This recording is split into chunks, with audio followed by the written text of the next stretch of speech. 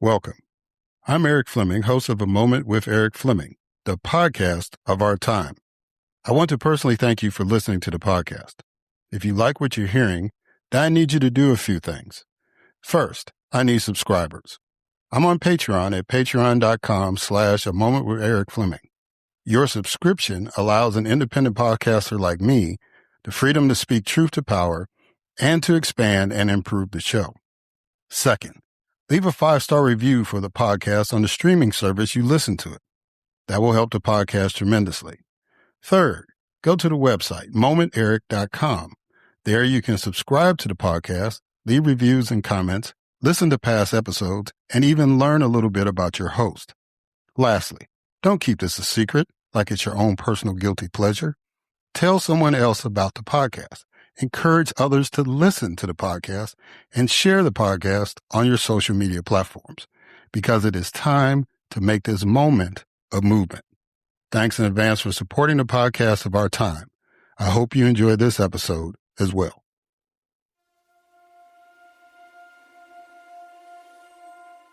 The following program is hosted by the NVG Podcast Network.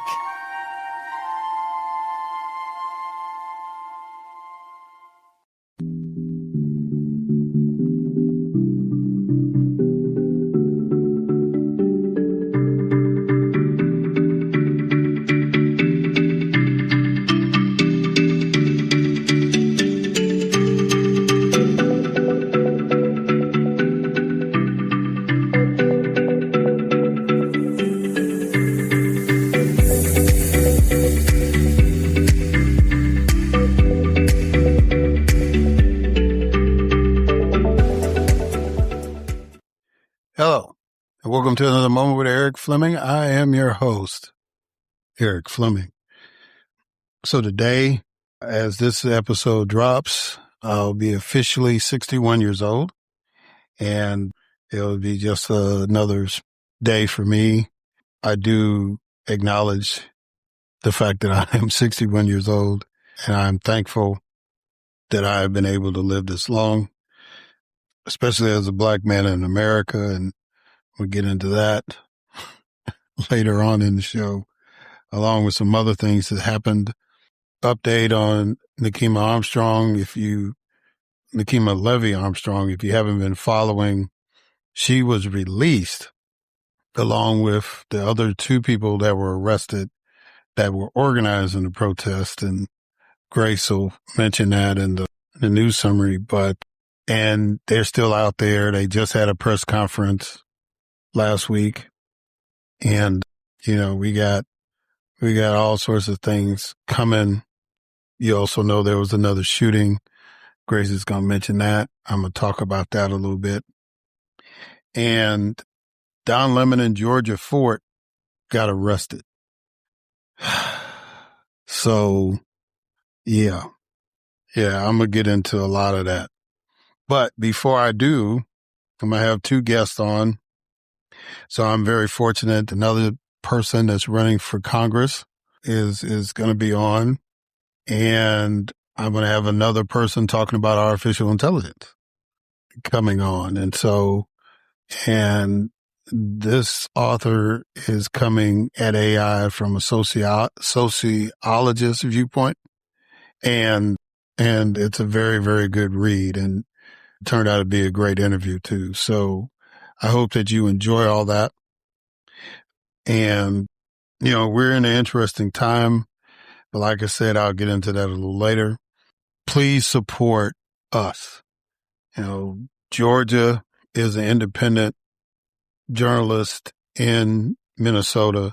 Don Lemon, after he left CNN, he became an independent journalist. All of us that are doing podcasts, show your love and support. Listen to us, follow us on social media.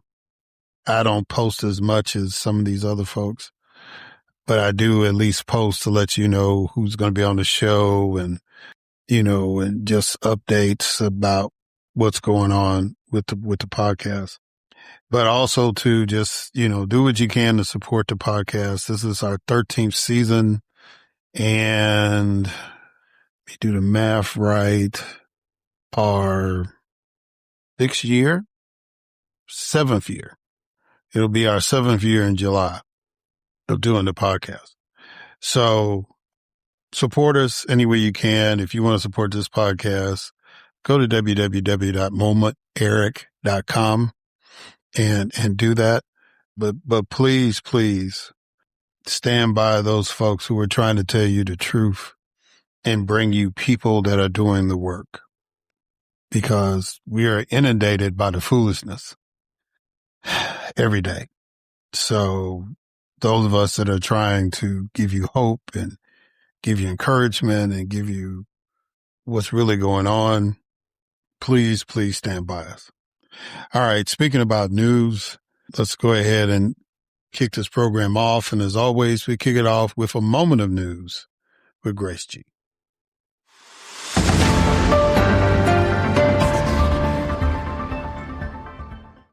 Thanks, Eric, and happy birthday.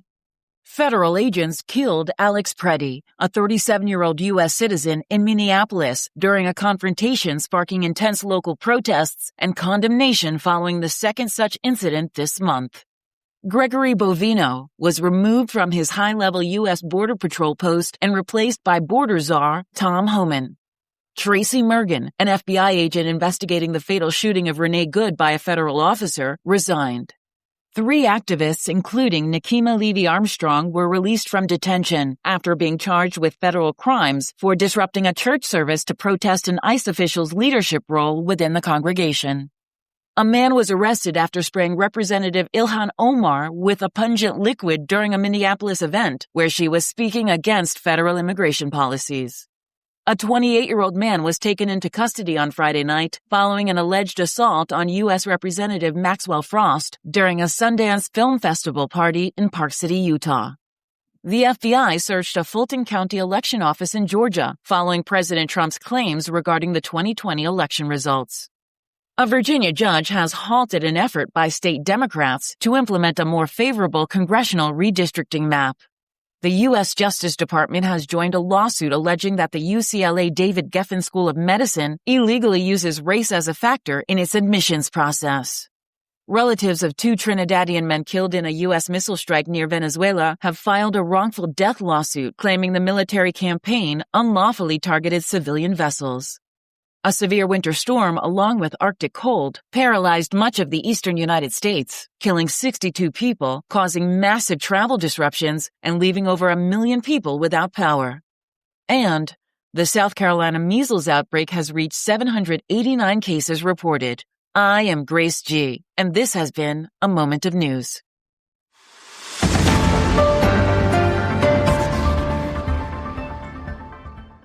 All right. Thank you, Grace, for that moment of news and for the birthday wishes.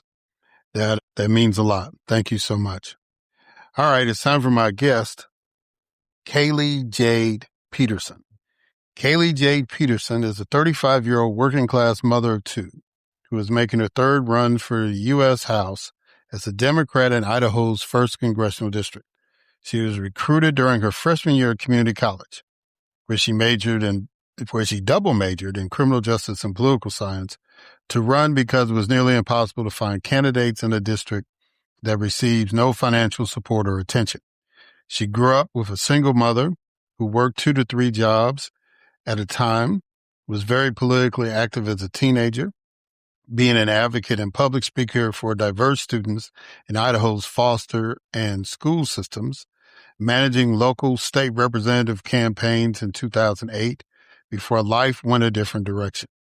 She met her husband 16 years ago, had her daughter at 21, and became a stay-at-home mom who worked on the side because they couldn't afford childcare. She spent 8 years at home, had her son, and became a foster mom before deciding she needed to get involved in public policy again and started attending college at 30 years old. She has spent the last 4 years learning how to do rural progressive politics differently, how to communicate to rural voters successfully without compromising her progressive policy, putting the focus on working class families and people, holding elected officials accountable, and organizing in a rural district that has been left behind by national progressives for nearly 3 decades. Ladies and gentlemen, It is my distinct honor and privilege to have as a guest on this podcast, Kaylee Jade Peterson.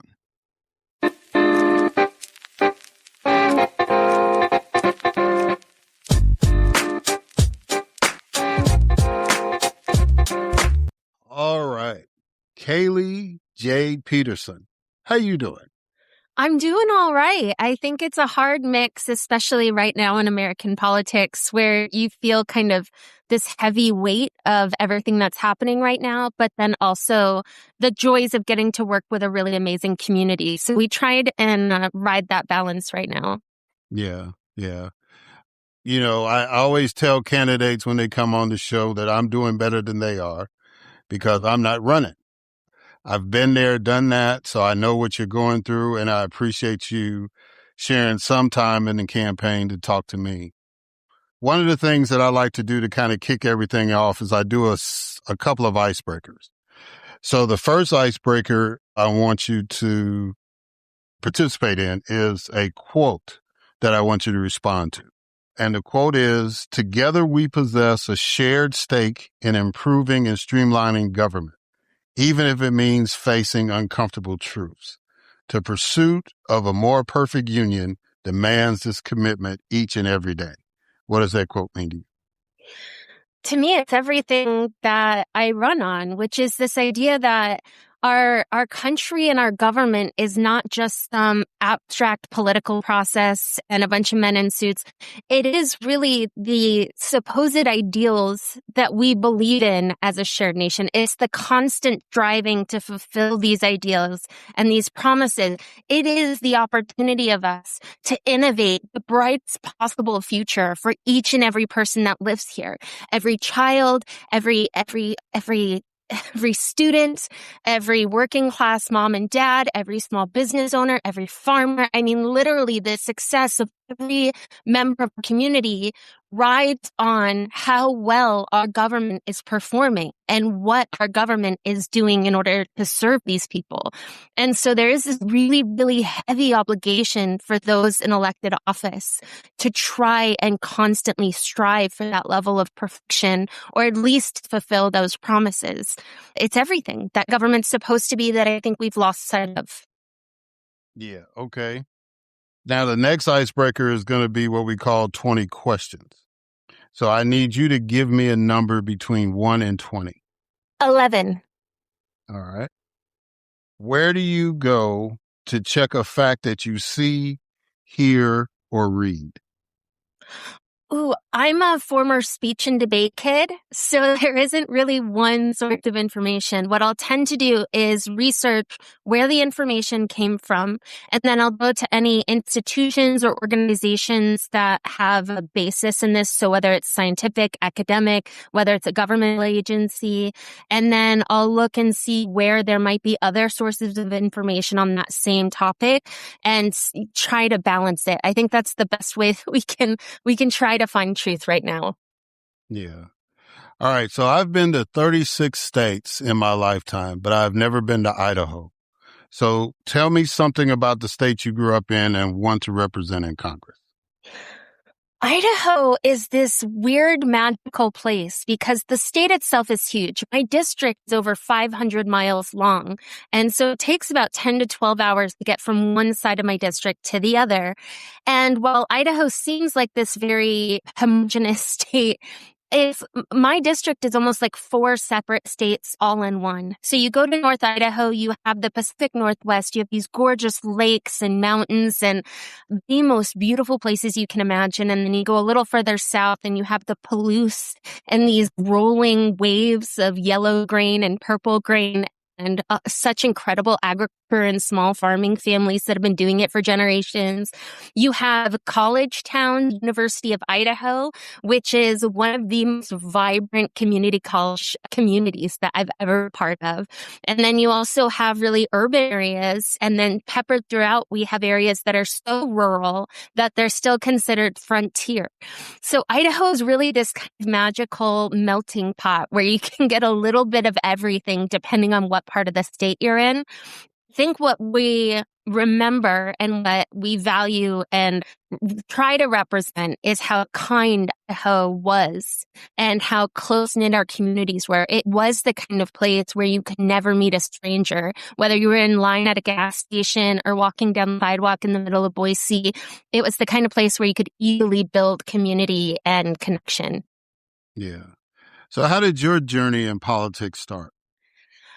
Mine is a unique and definitely non-traditional trajectory into the political process. I was a very, very political child.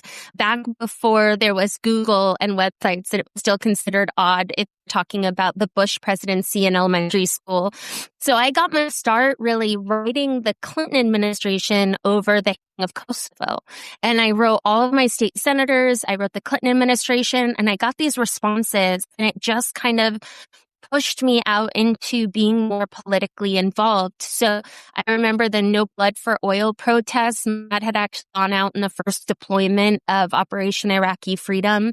And I spoke at many of the protests across Idaho, trying to hold the Bush administration accountable for the lies that they told to get us into that conflict. And then I was grateful. I became a public speaker and advocate by the time I was 12, 13 years old. I would speak at conferences for diverse youth in our foster and school systems here, working with law enforcement and social workers, students, and educators on how we could try and legislate a more successful pathway for all students to be successful. I ended up managing a campaign when I was 18 years old, and this was in 2008. So it was Obama's first election. That was my first foray into managing a local campaign and being a part of this much bigger political process of community and volunteers and door knocking and events on campus. So for me, then life kind of just took a different direction. I wasn't able to jump into university at 18. And so I almost kind of started over, met my husband. We had a family. I had my daughter when I was 21. We became foster parents. Then we had my second child. And I became a stay-at-home mom almost out of necessity. I worked nights and weekends, but I was home with my kids during the day until the 2016 election. And I think I saw such a drastic shift. It wasn't just kind of corporate corruption or the normal corruption we were expecting to see from our federal government. There was this drastic shift in the dialogue, the way we talked about policy, name calling, the vitriol, the way that we looked at somebody with an RD next to their name instead of any kind of character, integrity. And I decided that as soon as my kids were old enough that I'd go back to school and I would get my degrees and hopefully have some kind of positive impact. So in 2020, right after the COVID lockdown, I was 3 years old. I registered to go to college. I double majored in criminal justice and political science. And it was my freshman year at the College of Western Idaho that I saw a Facebook post from a local political group I had joined looking for volunteers that were willing to put their name down on the ballot. And at that point, I said, that's definitely something I can do. I'm shy. I'm not worried about having my name out there. I'll do this. But ultimately, it became this opportunity to build something that Idaho was desperately needing. There's no money in my district. There's no support in my district. The DNC doesn't invest in my district. There hadn't been any real progressive politics in the state of Idaho in nearly 2 decades. And I fell in love with the work that I get to do, the communities that I was building with, the contacts I was making, getting volunteers mobilized, getting neighbors connected. And I realized that there was huge opportunity, that I loved the work and that I was going to continue doing it until we could right the wrongs of the current leadership in the state. So yeah, it's been a long time coming, but also kind of came out of nowhere at the same time. Well, it sounds like that you were an activist and then, those kindles, that fire just got rekindled based on what you were seeing. So I don't think that's an unusual path to politics at all. I think that's commendable that you decided to get back in there and to take it to another level. Why is restoring trust your top priority as a candidate? I think it is the distrust that voters across the country have in the government that has led to the kind of hyper-partisan rhetoric and manipulation, specifically of rural communities, that I see happening from media and from social media networks. And it feels like because the government had corruption, because career politicians and elected officials didn't truly value their place and were known for lying. Everybody knew that politicians were taking money from places they shouldn't have, were voting for things that didn't work for their state. And that distrust bred this vulnerability to elements like, Ellison and all of these right-wing kind of media networks to shift the narrative. And so for me, if we want to fix this hyper-partisan divide, if we want to fix the ability to communicate with these communities about what needs to happen, what would actually help, that if I have a D next to my name, I'm not the enemy, that I'm not trying to destroy their way of life, then I think kind of dismantling a system that didn't work for anybody and replacing it with this transparency and integrity and the idea of leadership that we all have, where elected officials were a part of the community, that they represented the community, that they knew the families, businesses, and industries and issues, and they were present whenever they weren't in office, that they were present. And I think returning that will help us overcome that R versus D, that MAGA versus progressives, that trying to overcome that huge divide that is hurting rural communities and rural districts right now. And I think that there's a lot of opportunity in restoring that trust. Yeah, and it's very important because I think when somebody mentioned the word when I was talking to them about authenticity, and I think that's what people really want. I don't think people are the majority of Americans want, we've got about, I don't know, maybe a third of the nation is Democrat, a third of the nation is Republican. And then it all varies when we start breaking it down in districts. But I think the overwhelming majority of people, regardless of what camp they lie in, they want somebody that's genuine and authentic. And that's the most important thing to convey. And they also want to elect somebody that seems like they're enthused about doing the job. And just in the brief conversation we've had so far, I think you're enthused. I think you are a person who really wants to do this.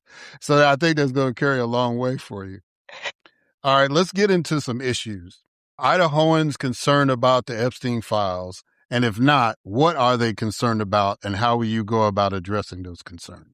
The Epstein files might be the first bipartisan issue that we have in the state of Idaho. It is really the one place where I don't care how conservative or progressive you are, we all understood that this was the epitome of corruptive power and the abuse of the most vulnerable among us. And that's what the Epstein files truly represents, is our ability to hold those at the top levels of either government or business accountable. I think we're all sick and tired of watching those at the top have little to no consequence, no matter how horrific the things that they've done is. And the Epstein files is that case. And it's been really, really frustrating for me specifically because I'm running against somebody who's incredibly close to the Trump administration. He's close with the family. They actually just started business and enterprises together. So when he's in the state of Idaho, when he's talking on the radio or in the news, he's 100% supportive of releasing the Epstein files. But he refuses to do anything that would actually cause the release. He refused to sign the petition. He refuses to hold the oversight committee responsible for the fact that we're over a month out now from when the files were supposed to be released. So for me, it's talking about this isn't just some big political headline. This is the abuse of the most vulnerable in our community. This is the abuse of children. And I think in conservative circles, they use the term save the children so often that the Epstein files becomes an opportunity for us to come together and agree on this. And it's something we're trying to push. But at the same time, it perfectly highlights the level of corruption that no matter what somebody says, what they do is often totally different when they're in elected office. And trying to hold them accountable, especially Epstein and every single name in that file. I think it's horrific. You saw the testimony of Sasha Riley, and he's naming people like Jim Jordan and Andy Biggs who are sitting in these kind of oversight committees. So this is far-reaching, and every single person that I've met who's not in the files wants to see the facts released immediately and wants to see a real hammer of justice brought down on those culpable in it. Yeah. So what's another big issue that you want to address once you get elected to Congress? It's interesting. In Idaho, I think there's a few top issues. Idaho, because we have such a large majority of federally owned lands, so we are a very big wilderness state. The last major name in the state was Frank Church, and he was such an incredible pioneer for protecting environmental issues. We actually have the Frank Church Wilderness Area. So the people who move to our state are often people who love, they're sportsmen, they love hiking and camping. They love being able to take the family out on the weekends and spend it in nature. They love rafting the rivers. We are a huge state for the amount of business that's done alongside our rivers. And public lands then becomes one of the other few issues that the vast majority of Idahoans agree on. So 98% of Idahoans agree that public lands is essential to the quality of life in our state. And right now, they are 100% under threat. Obviously, we have the new BLM sector who's coming in, who has been a huge proponent of selling off lots. They had the Keep Public Lands in Public Hands bill, which my opponent was actually the only member of our congressional delegation, even though they're all Republican. My opponent was the only one who voted against keeping public lands in public hands. So it's not just a quality of life issue because of how clean our water and our soil is and the 4 or 5 tribes that operate in my district off of the land, but also just how essential it is to how we view our way of life here and that it is under such threat right now. Not even to mention the huge cuts that were made to the Forest Service. I work really closely with the Federal Employees Union.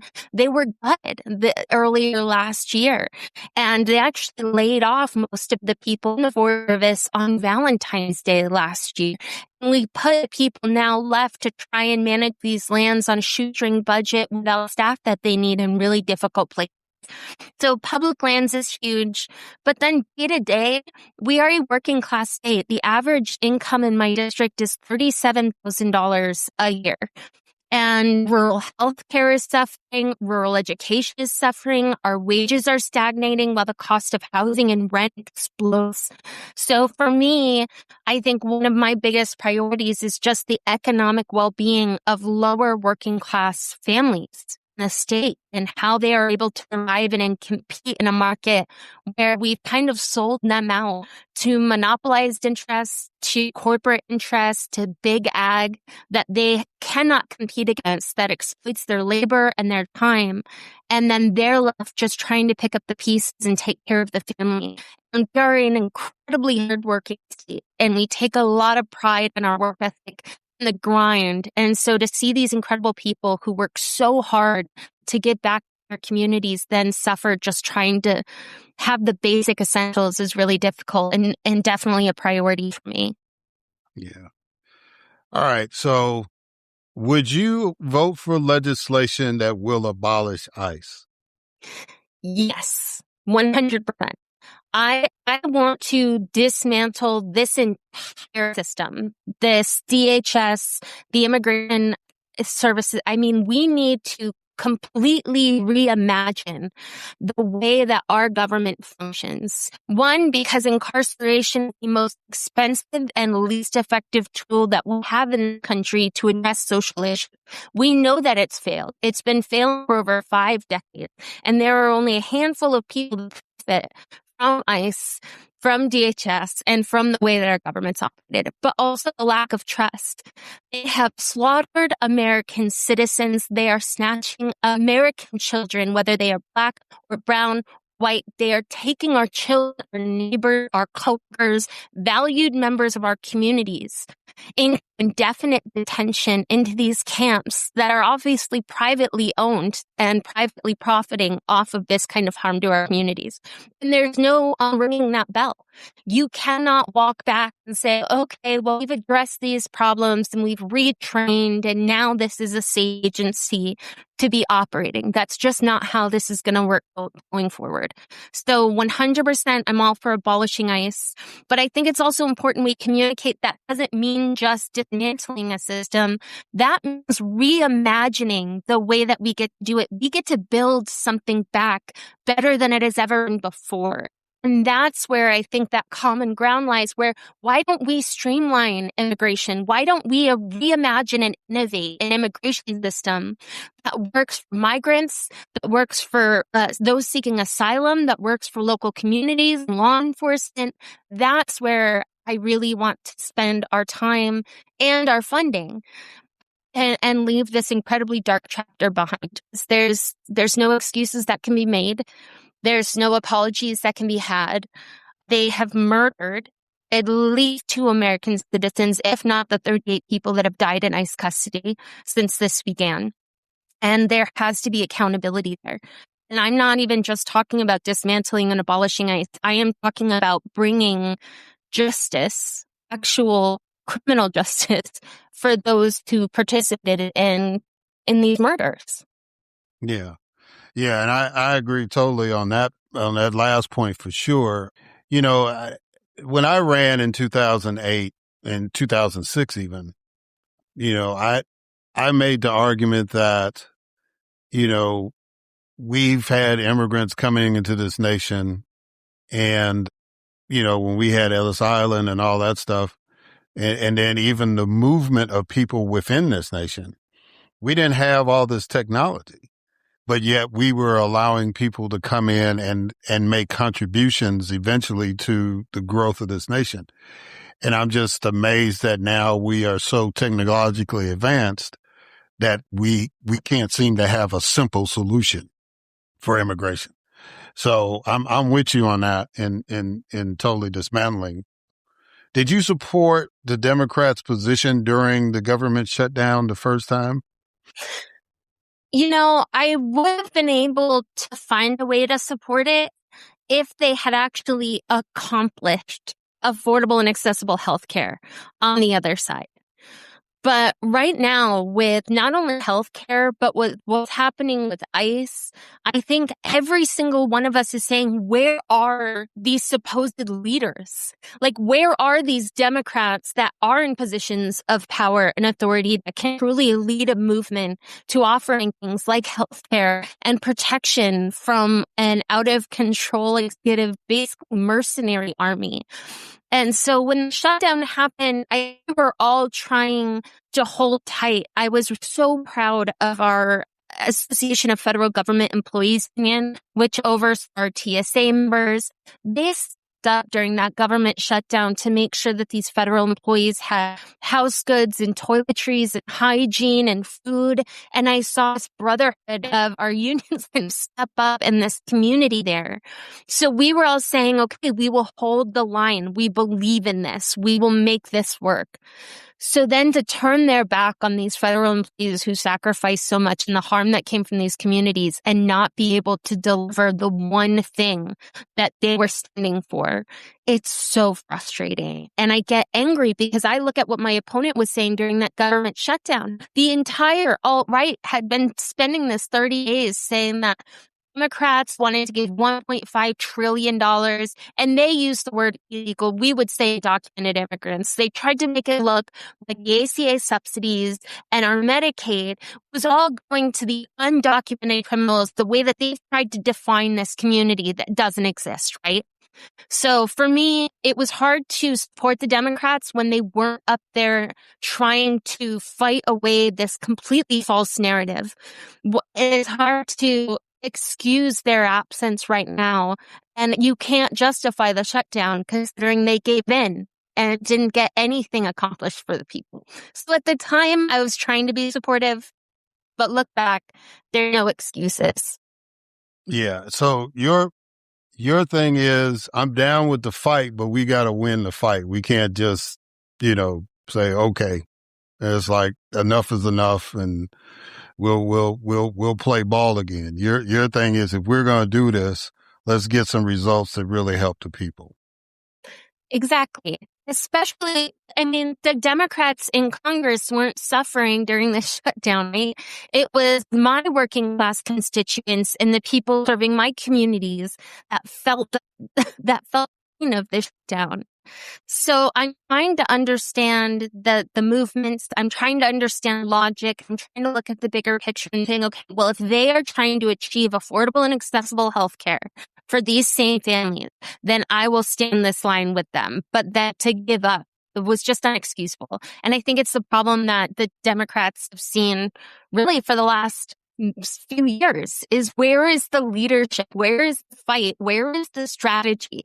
Because the right is incredibly well organized. No matter how much they dislike each other, no matter how different their outcomes are or their values are, they are all united. They are pushing the same message. They are using the same strategies. They are all coordinated, especially in states like Idaho. And so for the left and for the Democratic Party, it's like, where's the strategy? Where is this fight? And I'd like to see them step up in a way where it feels like somebody or adults in the House trying to do the right thing back in DC. But we have yet to see that, really. Yeah. All right. So this is going to be kind of a rapid fire deal, but do you support the current situation that we have with Venezuela, that I guess now the president has declared himself in charge of Venezuela? So I guess it's a territory. Do you support that position at all? No. Listen, I should know Tears from Maduro. I think he was horrific. But the idea that we are bombing civilians in the capital city, the fact that we have not legitimized the opposition party, which did democratically win the last election, this seems like just a land grab. Oil execs at Exxon, and it's incredibly reckless. It's definitely not America first. So no, definitely not. Okay. Do you support military aid to Ukraine? I do. I think Russia is a huge threat to our national security, and that we are not addressing it as if they are really worries me. Ukraine is essential. The elements, the mineral rights, and for Russia to get those becomes a huge issue, not just for America, but for the global community and stability. So providing aid to Ukraine isn't just the right thing, isn't just important for us to be there for our allies to push back against a threat like Putin, but it's also to protect these elements that Russia would be able to do a lot of harm with. All right. Do you support military aid to Israel? No, not a cent. Netanyahu and this government is committing absolute atrocities.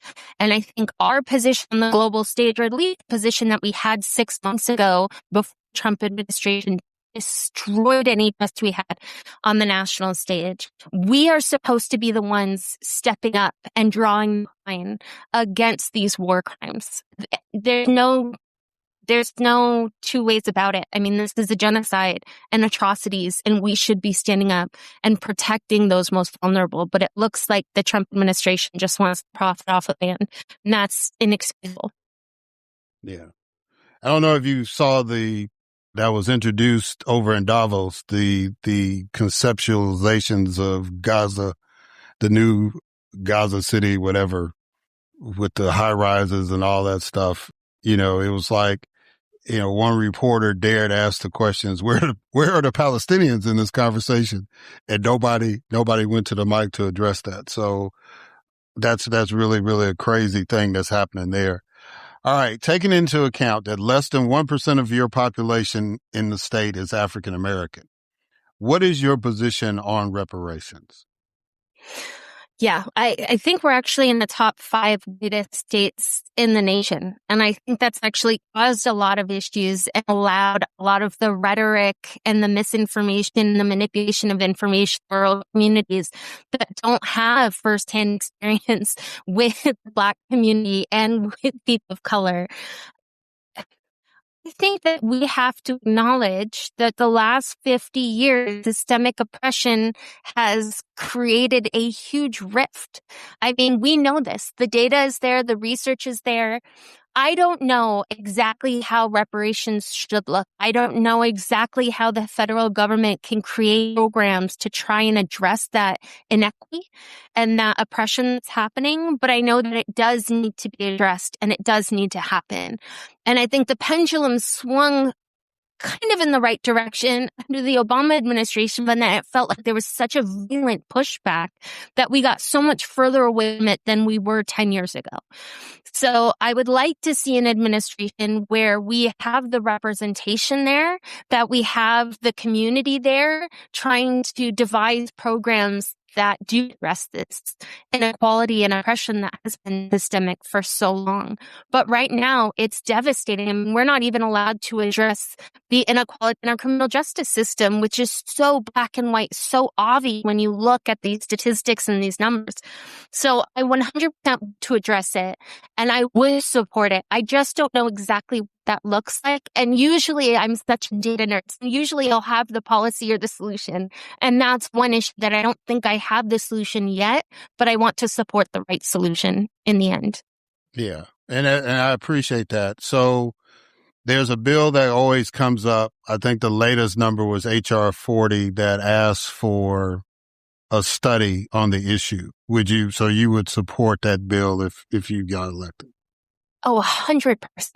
I would go even further. I would love to create a department that is looking at addressing these issues with our Black community, even with our tribal communities. I mean, we have to look at how do we make up the ground. And I mean, history is how I fell in love with politics and government in the first case. And so I get incredibly frustrated that those in elected seats aren't familiar with the history, or at the very least are intentionally blind to it. And so whether it's creating a committee, whether it's creating a department, I would support any and all efforts to create a study or to find the right solution. Since the circuits of the U.S. Court of Appeals are assigned a circuit justice from the U.S. Supreme Court, and there are 13 Court of Appeals circuits, would you vote for an expansion of the U.S. Supreme Court to 13 justices? I want to say yes to this because we have got to address the issues within the Supreme Court. The Supreme Court has been compromised. There are no ifs, ands, or buts about it. We watched this happen.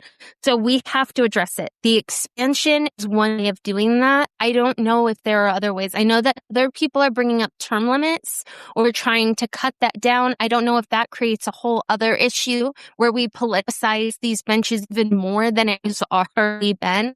But yes, expansion has been the way that I have been looking at trying to fix it. So that's where my support is right now. But it is something I am trying to look at the potential solution. But it's a priority that we have to address immediately. All right. Idaho has not voted for the Democratic presidential nominee since 1964. Since 1990, only 2 Democrats have represented the 1st Congressional District for a total of 6 years of service.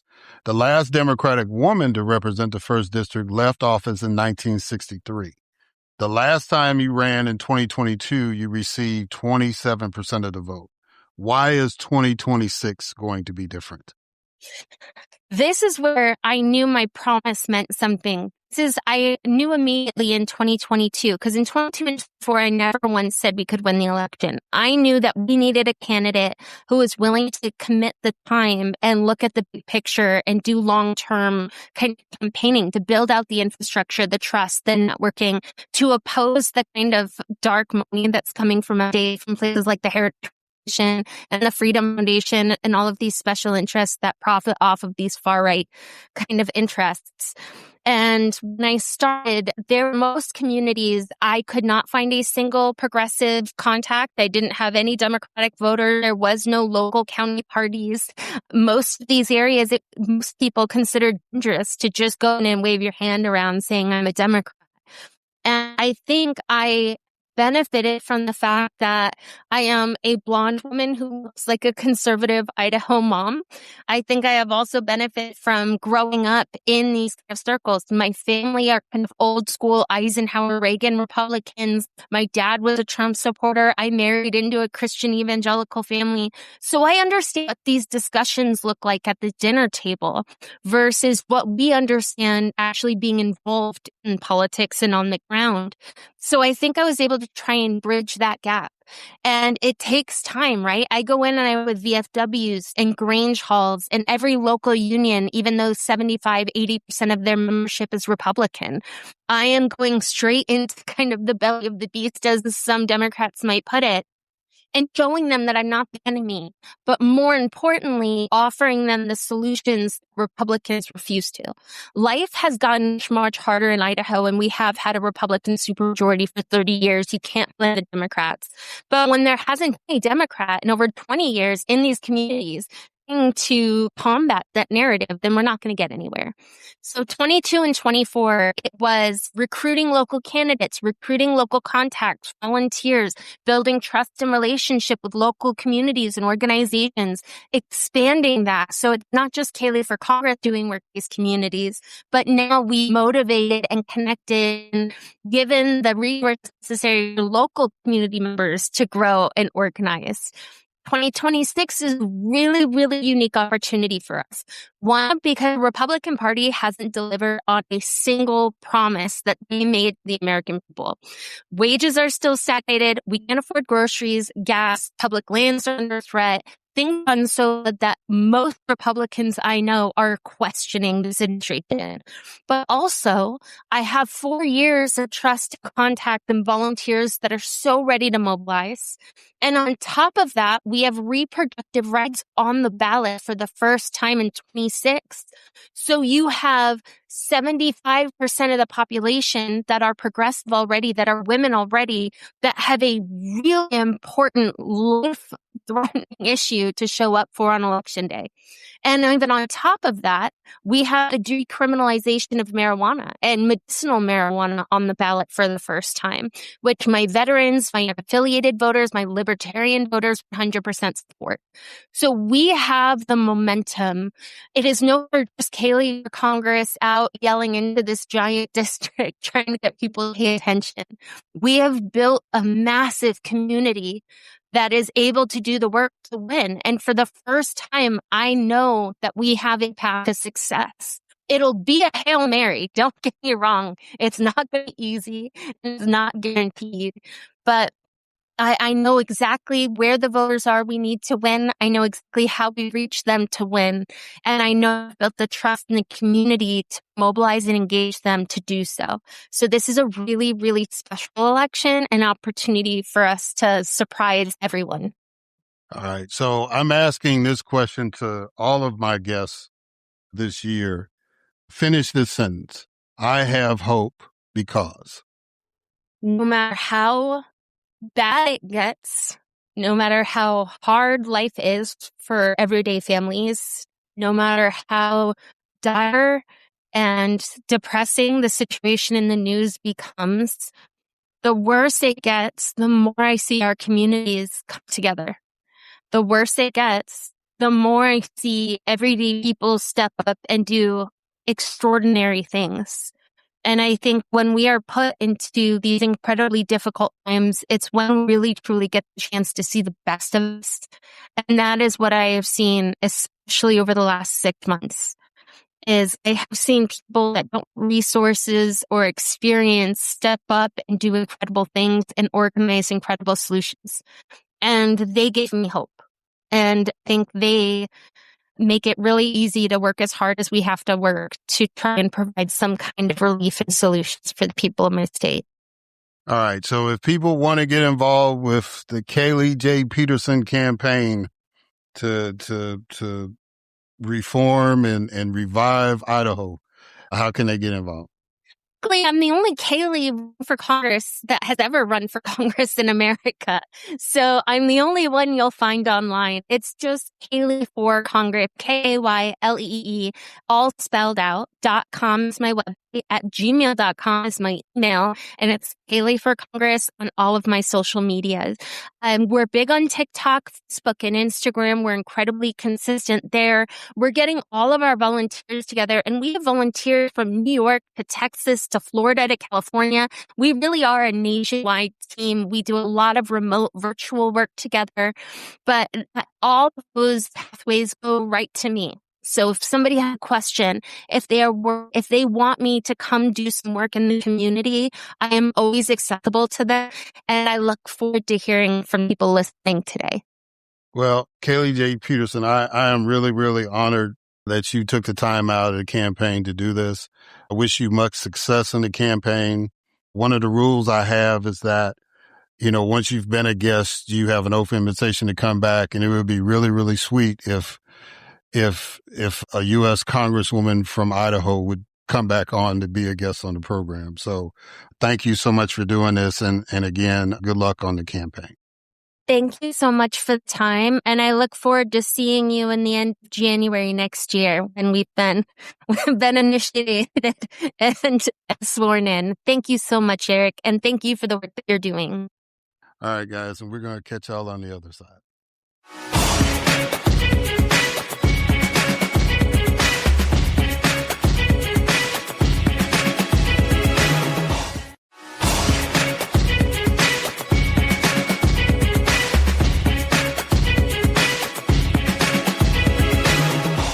All right, and we are back. And so now it is time for my next guest, David Eliot. David Eliot is a PhD candidate at the University of Ottawa, where he researches the social and political effects of artificial intelligence. He is a member of the Critical Surveillance Studies Lab, and his work on AI has been recognized with numerous awards, including the 2022 Pierre Elliott Trudeau Foundation PhD scholarship. His first book, Artificially Intelligent, The Very Human Story of AI, was recently published by the University of Toronto Press, and we're going to be talking about that during the interview. So, ladies and gentlemen, it is my distinct honor and privilege to have as a guest on this podcast, David Eliot.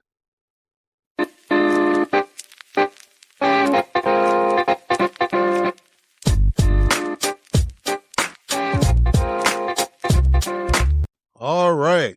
David Eliot, how you doing, sir? You doing good? I'm doing great. Thank you so much for having me on today. Well, I appreciate you coming on. I just recently had a guest, so I don't know what's going on in Canada with AI, but I just had a professor up at the University of Waterloo, and she had written a book about AI, and I looked and I said, oh yeah, I got another guest coming on. So even though this is a political show, it seems like I'm getting some of the top minds as far as artificial intelligence goes. So I really appreciate that. That raises my level, makes people think that I'm intelligent. Oh, well, I'm sure you don't need the help of that, but I'm glad I can be of assistance. Yeah. I appreciate that. So look, I usually start off the interview with a couple of icebreakers. So the first icebreaker is a quote that I want you to respond to. And the quote is, what use is producing knowledge if we cannot effectively share it with those who need it most? Yeah, so, it's a quote from the prologue of the book. And it was one of the major reasons I wrote this book. It was one of the first lines I actually wrote. And it came from a frustration I have with academia. And I am an academic. My grandparents were academics. I was born into this world and I love it. But I'm also critical of it because I feel like a lot of the time we end up in these ivory towers producing this knowledge that we don't effectively share with people. That just becomes a bit of an echo chamber. And at times we can just be justifying our own existence. That's not everybody, but it's become more and more common, I think, with academics. And I see people in the everyday world experiencing problems that in, the academy, we feel like we have the answers for, and then they get upset that people aren't doing things. And I feel like, well, we aren't reaching out. We aren't producing work in ways that are accessible. We write peer-reviewed papers, we write journal articles, we respond to each other, but we just build this echo chamber. And I really wanted to in this book, but I feel like a lot of great authors have done, this is not unique to me, was to really kind of try and take the academic research and present it in ways that it gets to the communities who need it, and that we meet people where they are. We don't say, oh, well, you should come to us for our knowledge. That we should meet people where they are, make it accessible to them, and beyond everything else, make it enjoyable. Because people want to enjoy learning. They want to enjoy the content they're getting. And not everybody's an academic. Not everybody was, meant to be in this life. Yeah, that's true about being in academics. So the next icebreaker is what we call 20 questions. So I need you to give me a number between 1 and 20. Go 18. Okay. What's one thing we might all agree is important no matter our differences? Ooh, that's a good one. It's one of those things where I feel like there's a lot we agree on that's important. And when you get asked the question, I kind of blank on it. I just think central values of, humanity in general and trying to be kind to each other. And I think in practice, what that takes and promoting human thriving is something I think we all agree on. I think where we differ is in practice of how we achieve that. And that's where a lot of, division can arise. And I think actually with this, a great quote from a Indigenous leader in Canada I got to spend some time with. And she's a very famous environmentalist, has done amazing work, but is constantly speaking to Fortune 500 companies, to oil companies, to all these groups. And I asked her, how do you work with them when they seem to be so diametrically opposed to you? And she said, I always need to remember that every human being at their core has 98% in common. Our core values and what drives us is usually the same. That 2% of how we try and actualize it and how we understand how we do that is where we differ. But if we focus on that 2%, we'll get nowhere. If we can try and build from that 98%, we can build something together. And that's what sat with me. So I think what we share tends to be core values. It's interesting because I always made that argument when I was in the legislature. I used to tell people that about 98% of the time we all agreed on stuff. It's just the 2% that made the news. Mm-hmm. And it looked like we hated each other's guts and all that. So that's interesting. That's a good philosophy to maintain. Maybe that'll help us here in the United States kind of navigate things a little better. How does one evolve from a magician to a researcher of artificial intelligence? Yeah, it was a very interesting and weird path because I was working in that industry, having some nice success, touring, and I got a little tired. The entertainment lifestyle is exhausting, and I wanted a bit more stability. So I decided to go to university during the winter months and tour during the summer months. So I was doing my degree for 8 months of the year, tour for 4 months, and I ended up studying sociology, which I loved. Thought I was going to continue with that research. And actually, my original research was on American politics. I was doing the sociology of American politics at the time, specifically as it related to the rise of Donald Trump. And in that, we focused a lot on misinformation. So how does misinformation get produced? How does it get spread? Why is it so difficult to deal with? And one of the things with it is how easy it is to produce. It's much harder to produce good journalism than it is just to write, a falsehood and put it out there. And then I came across a program which said it could write like a human, that you could just give it a prompt and it would write like a human. This was 2019. I'm like, well, if that was real, that could be really dangerous for misinformation. So I started researching this, met with some friends from Silicon Valley, and they're all like, it's real. It's really crazy. You need to see it. They directed me towards the company. I got to see some early demos of it, and I was floored, and I instantly said, this is going to change everything. And originally I was thinking about misinformation, but quickly I realized, no, this is going to change everything. And that program was GPT-2. So the company that I was looking at was OpenAI. And I just had the same moment that everybody else had when they saw ChatGPT and went, this is going to change everything. And every academic started doing AI research at that point. I just got lucky that I got to have that moment 3 years earlier or 4 years earlier. Yeah, 4 years earlier. And then the pandemic hit. I couldn't tour. So I said, well, I'll just continue with this academic path, researching AI. At that point, I'm like, I feel like we've got at least 10 or 15 years before this becomes a really big deal. Boy, was I wrong on the timeline. And things just transitioned in. I never left this job when the world opened up. And I'm so happy to be in this field and, getting to do work and try and help people understand this moment we're in. Why is artificial intelligence a very human story? So I think it's interesting because we tend to talk about AI as if it's some alien technology. I actually think in Noah Harari's recent book, he called it like an alien multiple times. This idea of framing it as this like extraterrestrial thing that's come in that's so different, that's this other. But the reality is that AI is a human technology. It's a technology that was made by us and it's controlled by us. In the story of this book, I try and explore the human foundations of AI. So in this, we're looking at the humans who made it, how they built it, the decisions they made. And I think it teaches us some interesting things. And one is how the behaviors of AI really take on our behaviors, how the grief of some of its creators, how their objectives really shaped this technology we're dealing with right now. That AI, it's directed by us. It might feel separate, but if we treat it like that, we treat it as something that we need to control, as something that, is an existential threat, instead of realizing that it is oftentimes a reflection of us, a reflection of our decisions.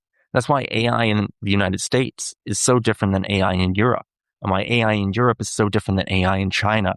It builds and reflects the people building it, the cultures building it, the understandings and the values. And I think one of the really empowering things about that I wanted readers to take out of this book is understanding that the shape it's taking, the way it's affecting us, is caused by human decisions. And that there are still decisions left to be made. We as humans get to make more decisions now that will decide the future of AI, that will decide how it's implemented into our society, how it's built, how it's designed. So we get to make choices right now that will define the AI world that we get to live in, that our grandchildren get to live in, and potentially people for the next 100, 200 years of civilization get to live in. Yeah, it was really the way you started the book out. That was really, really fascinating because, there were some terms like Boolean. I had heard that term before. I guess I was paying attention in math class when that happened, but it was like, so to hear the origin story behind that and how we got the word algorithm and all that stuff. It was like, it was, you could tell from the jump how you were reminding us of how much of an impact humans have had in this.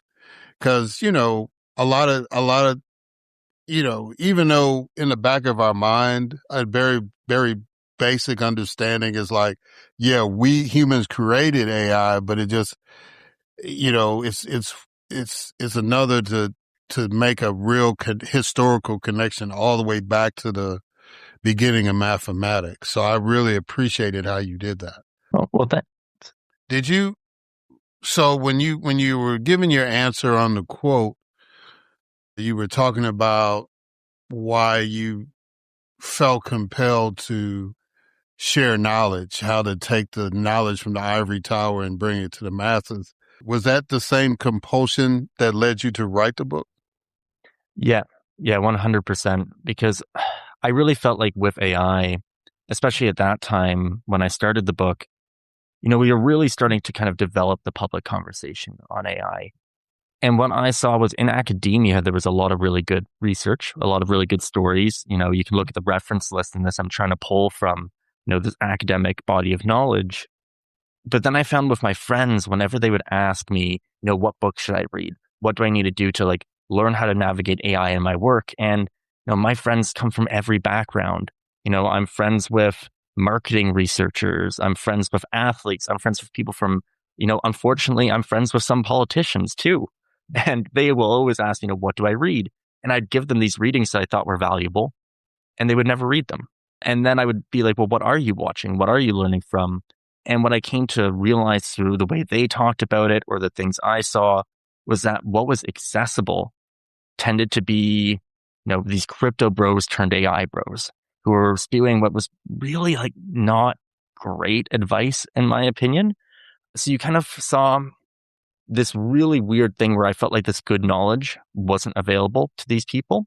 So I really wanted to kind of fill that gap. I wanted to provide, I'm like, if this book doesn't exist, I want to provide it. Because right now it seems like the option is, easily accessible and digestible, but not good information, or very good, but not easily accessible information. So I kind of felt like I was craving that book so I could suggest it to my friends.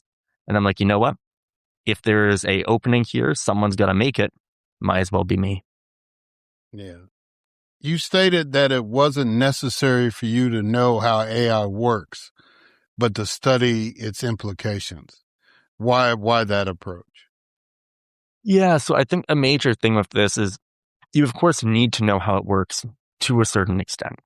But I think one of the really intimidating things with AI is the mathematics behind it, and understanding, how vectors work, understanding how neural networks work. And that nitty gritty is very important when you're trying to understand like specific implications and, the specific way it involves. But in the general, I think you only need to know a certain amount. Like there's a base level of knowledge you need to join the conversation and to be involved in it and to be able to, identify when someone's selling you a lie, to be able to identify, who might actually know what they're talking about in this area, to be able to look at a scenario, look at a situation, see a news story and say, hey, that's a problem because of this. The way they're using AI here is a problem because of these principles. So the book tries to teach you how AI works. Like we talk about the actual structures of it. We talk about how these structures cause issues, how they interact with social processes, but the specifics of the mathematics, those aren't as important for the general knowledge understanding. They aren't as important for your everyday person and what I feel like they need to effectively participate in democracy. Yeah. Yeah. Well, I'm glad you took that approach because I hated math. And my dad was a math major and he would get frustrated. It's like, why are you not getting this? It's like, because I don't like it. He said, well, you got to like it because you got to pass, all that stuff. But I think he would have got real heavy into the math part of the whole thing, but not so much. I think there's an actual moment in the book too where I am talking about something and I say, don't worry, we're not going to go into the math on this. And then I felt like I also had to add in parentheses, possibly because I don't understand it either. All right. So how dangerous is systemic bias in facial recognition? Massively dangerous.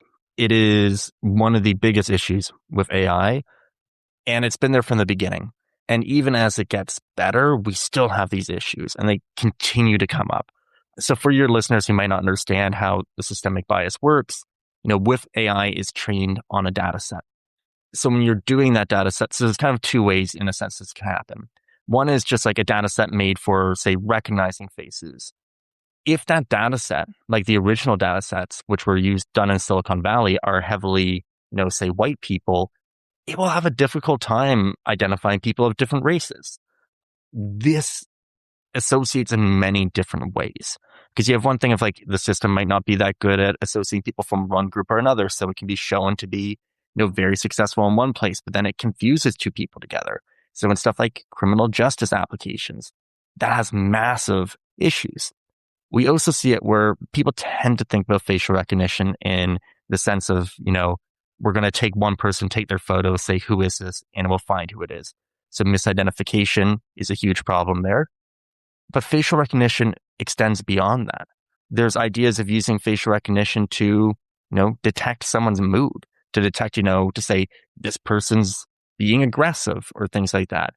Again, you have massive bias implication there because these are not objective ideas. These are social ideas.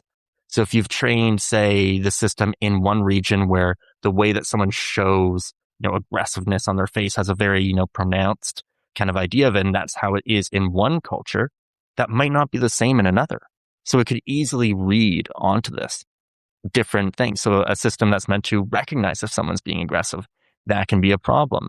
I was at a company that was showing that they actually have facial recognition systems on their computer now that when dealing with sensitive documents, it is looking to see if you seem upset or agitated and it will actually restrict your access to sensitive documents if you're upset or agitated out of a fear that you're going to be stealing them or, taking some sort of retribution against the company. And just like in a cultural sense, it doesn't work like that. Like we don't have that ability to adequately do that because of the bias in the data. So yeah, there are huge problems, especially when it comes to policing in the United States. We see a lot of it used in policing systems there. It's being used way more in England right now. I have a friend doing a lot of research on facial recognition systems in England. It's just a whole can of worms that has an entire subset of academia looking at it. And most of the best researchers that I know all kind of say, we should not be using this for anything important because it's just going to cause more problems than it's worth. Yeah. I know about the policing thing. That's, if you watch any cop show that's based out of Britain, every cop, it doesn't matter if they're a normal B cop or they're the head of Scotland Yard, everybody's like, check the facial recognition. You know what I'm saying? So it's like, I know it's a big deal in London, and it's something that's being incorporated in the United States. And the young lady I was talking about, Kim Lauren Lubin, she'd written a book called Design Heuristics. And she talks about, tries to talk about how we can get to a better way of dealing with those kind of biases and stuff. Mm-hmm. And there's a lot of work being done on it because it's important. But like one example I like to throw out on these biases too, though, which is interesting, was I believe it was California tried to use an AI system to do sentencing, or I think it might have been bail. It was either bail or sentencing, one of the two. And the idea was they were trying to use it to be less biased. They were like, instead of having a human, which is going to use their judgment, we're going to have an AI system do it that will be objective, that, won't judge. And what they found when they audited it was that the system was being racist. It was, having harsher penalties against minorities. And it comes from the principle of bias of garbage data in, garbage outputs. Because the data that these systems were learning from, again, this is why we say AI is very human, is data that we chose to collect, is data that reflects our actions. So it's reflecting us. So if we have racist data, we're going to have racist outcomes. Yeah. So let me ask this question. So how is data the new oil? It's an interesting one because on one hand, I actually reject that idea, but the other hand, it is kind of true. So data's the new oil, as people like to say, because it's incredibly valuable right now. It is the raw resource that allows AI systems to work. And it's interesting because it both fuels the creation of AI system and acts as the gasoline that powers them. So when you're training an AI system, like we were talking about there, you need the data for it to make its inferences from, to develop its algorithm. But then for it to actually act, it also needs data coming in. So real-time data processing. It needs, to be observing something. So even like, facial recognition. The video camera is producing this data, which is being interpreted by an AI system designed and built from data. So data is just so important. Having a rich data set to train from is incredibly important and incredibly valuable. It's why Google is such a valuable company and is actually far more valuable than they show on their balance sheets because they have more data than anybody else in the world. And that doesn't come up in their balance sheets anywhere. There's nowhere on their financial statements that list a value for that data because we just don't even know how to value it. We just know it's worth a lot. The reason I say it's not the new oil, though, is because data and oil are completely different in how they act as resources. When we talk about oil is non-rival. If I have a barrel of oil, only I can burn it. You can't also use it. If you want to use it, you have to buy it from me. Only one of us can use it. But if I have a hard drive full of data and we both want to train AIs, I can train my AI on the data and hand it over to you and you can train your AI. It's not diminished by that. So I kind of reject this data as the new oil because economically, it works completely different. It's a fascinating situation where when we talk about it as oil, we make this mistake of kind of this idea of why we created economies, like capitalist economies of, we have limited resources. We need to figure out how to distribute them. What's the best way to do it? So, we distribute it that way. But like with something like data, there's questions about, well, everybody can use it. This could just be a free good. It's completely different. And that's something governments are really struggling with right now in understanding how we should build data economies. So since you mentioned Google, you state that Google search is a form of surveillance. Why did you feel it was important for your readers to know that? Because everybody jokes about that, right? They'll say, oh, well, if you put too much information in there, they spying on you and stuff. And then, of course, we'll see whatever we research or whatever, then it's like all of a sudden we start getting ads. So kind of explain how Google search is a form of surveillance. So it's not actually even just Google search. It's the entire suite of the Google infrastructure. So we call Google a surveillance advertising company. And you might think that your ads come purely from your Google search, but there's this interesting thing. Go to any website. I'm sure if you have a website, you might not even realize this. If you scroll down to the bottom and look at it, I can't remember the last stat. It's something like 75% of the websites on the internet run off Google Analytics. What that means is whenever a user is on your website, Google can see what they're doing.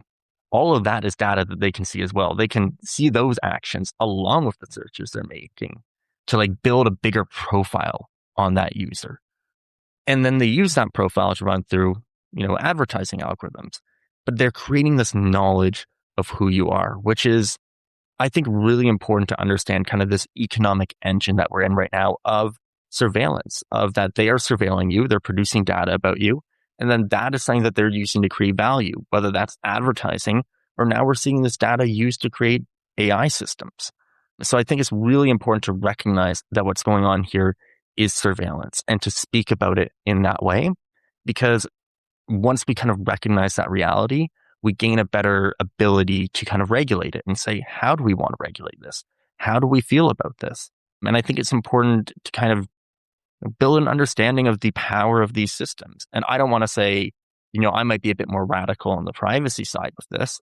Not everybody needs to be. Some people might be more comfortable with this. I have family members who know all this information who are very comfortable with it.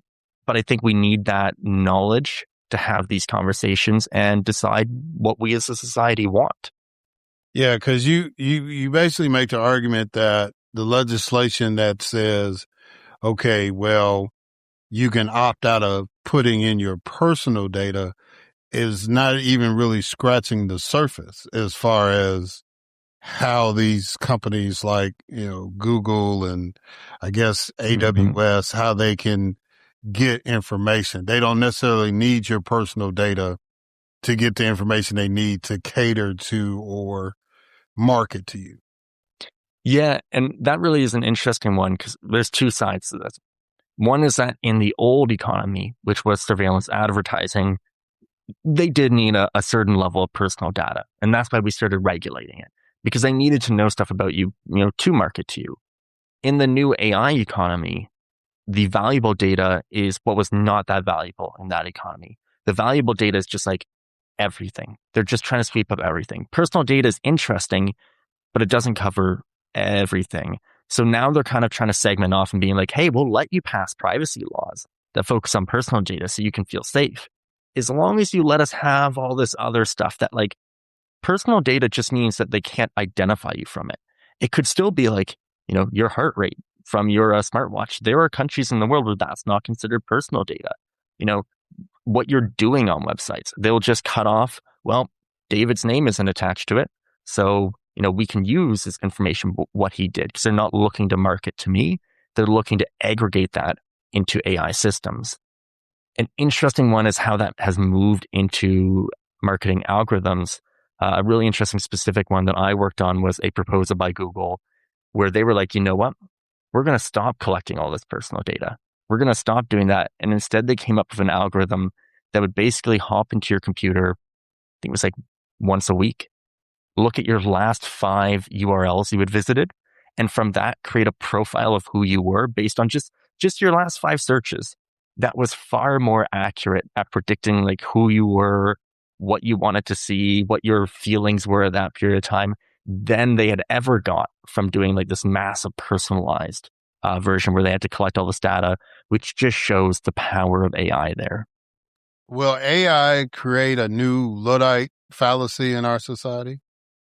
It's an interesting proposition, 'cause the Luddite fallacy, right, is this idea that, well, the fallacy is the idea that I need to hop back and remember which one specifically the Luddite fallacy is, because the Luddites are the people who rejected the technology, or are seen as being the ones who, rejected the technology, but then, I'm trying to work through the economic fallacy in my head.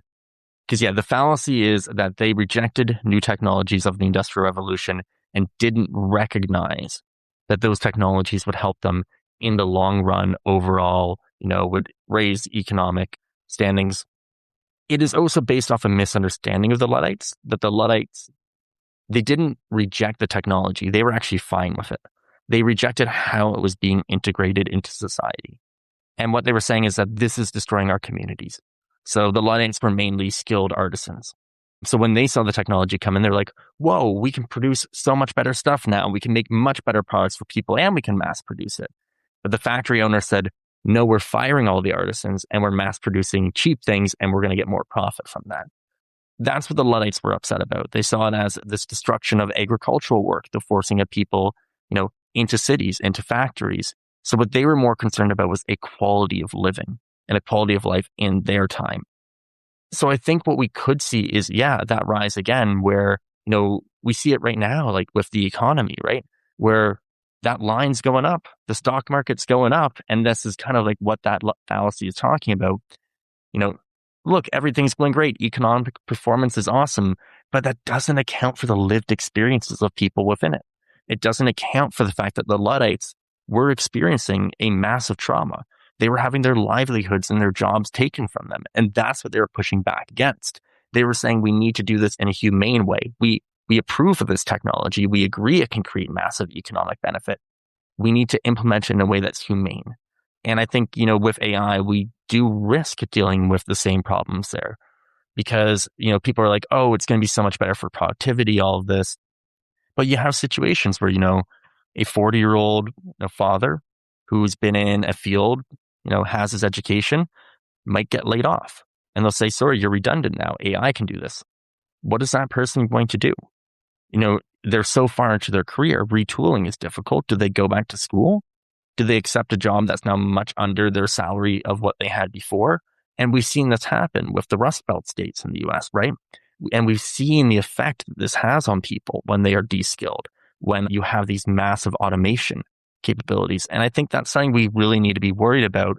So in a political sense, one of the things I really advocate for is, we don't know how difficult this transition is going to be. Like, we still don't know how big the AI job transformation is going to be. We know it will exist. We need to prepare for that worst case scenario. We need to prepare and build social safety nets, to build understandings that, like, if people are being de-skilled, in their 40s, how are we going to deal with that?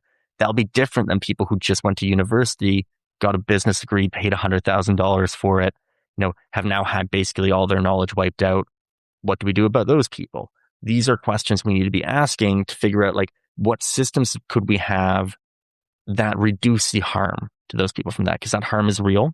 That harm has massive social effects, massive psychological effects, and very long-term effects. As someone who personally was affected by the 2008 recession with my family, like, I can speak to being a kid that lives in one of those families that experiences that. As we've seen from, the Rust Belt states, we can see the political shift it can cause. We can see the resentment that it can cause. So I think it's something that we as a society need to be preparing for, and need to be asking difficult questions about. Yes, AI is beneficial for society. There's no stopping the train. It's left the station. How do we make sure it runs smoothly? Yeah. Because Nike just, for example, made a decision that they were going to lay off like 700 some employees. And they were saying that AI was going to handle the stuff that they would handle. And I guess it's going to be a hybrid, that some of the mundane things AI can do, but some of the things that require human touch, they'll stay, which I'm trying to envision in my mind. It's like, okay, well, as far as ringing up the items, AI will do that some kind of way. But as far as the sales pitch and getting you to buy these particular shoes or whatever, you still need that human creativity to make that happen. I don't know what their plan is and how that's going to work, but that just highlights to me what you just addressed in that. Couple more questions. What particular application for AI are you most excited about? I think I'm really excited about it in accessibility and healthcare. I think those are two areas. I mean, right now, healthcare really is the big one.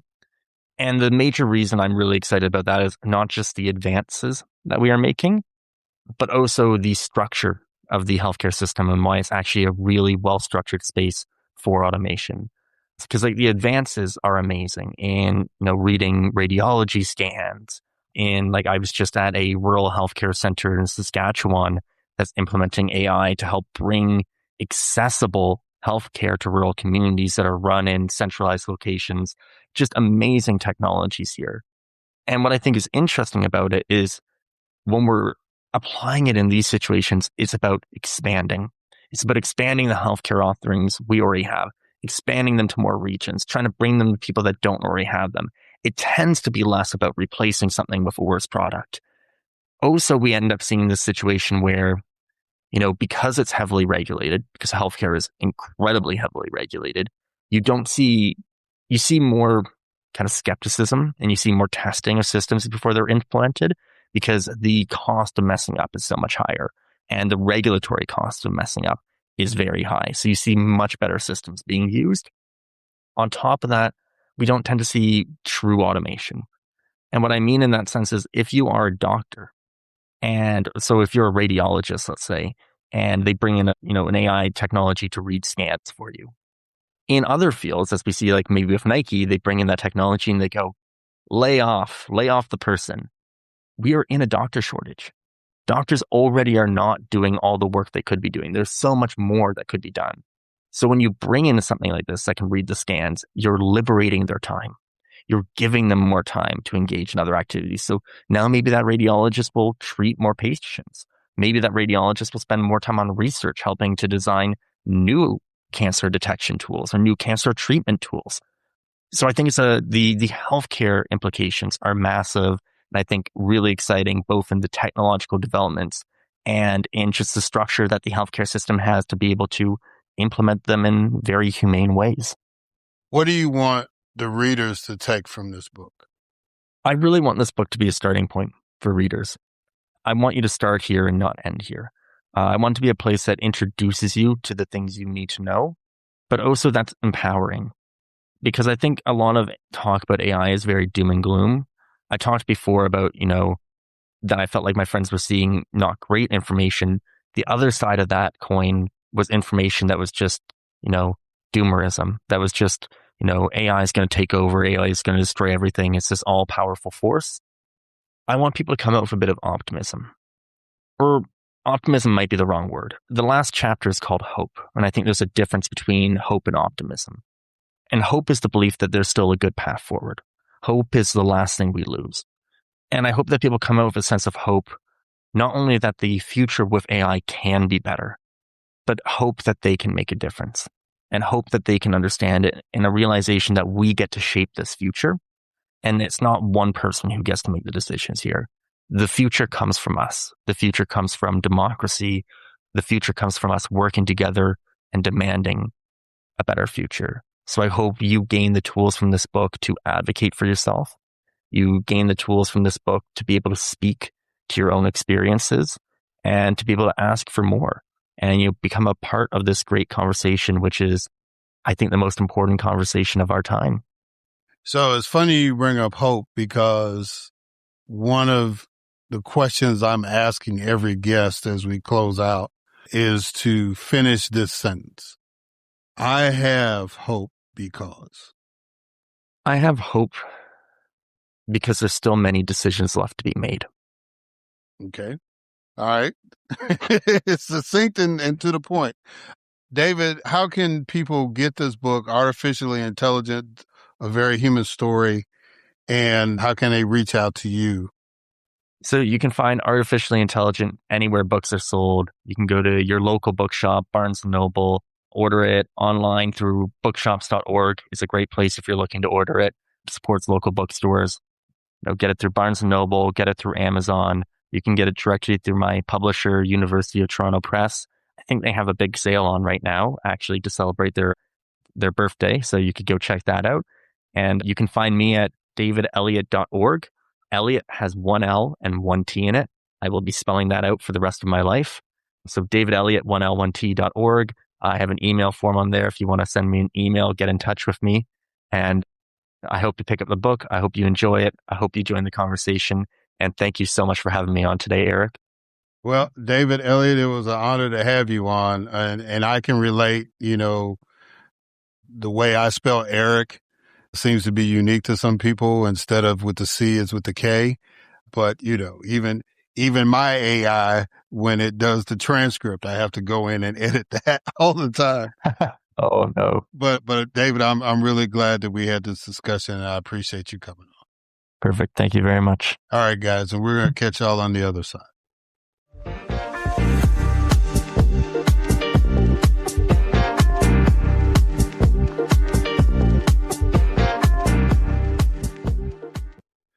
All right, and we are back. So I want to thank Kaylee Jade Peterson and David Eliot for coming on the show.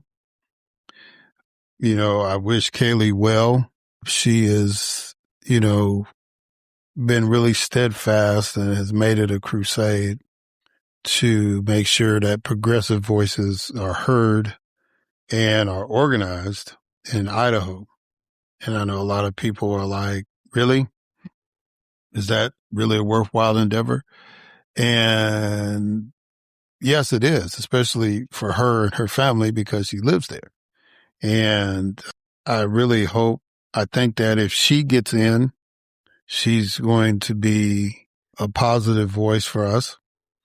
And it's definitely going to be better than what they got up there already. So I wish her well. You can, just Google her and if you want to support her, go ahead and do that. And then David Eliot, young man, very insightful young man who basically has written his book, Artificially Intelligent.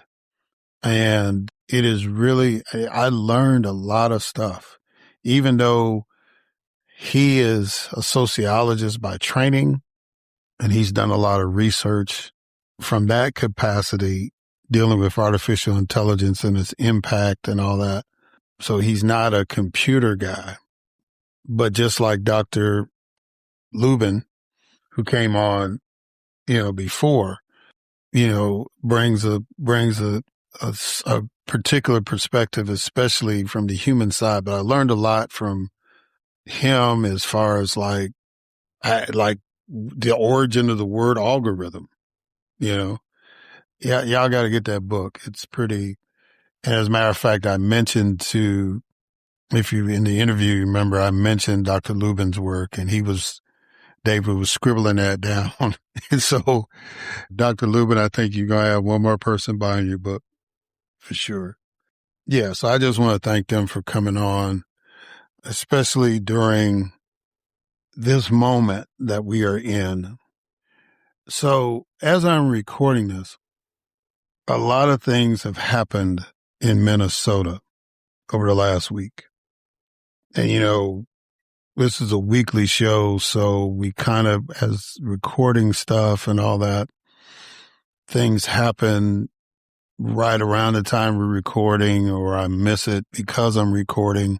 But a young man got shot, same age as Renee Good. His name was Alex Preddy. Alex was an ICU nurse, and having part of my job when I worked for the Fulton County Sheriff's Office, I was assigned to Grady Hospital, and I would have to sit on patients that were sent to ICU.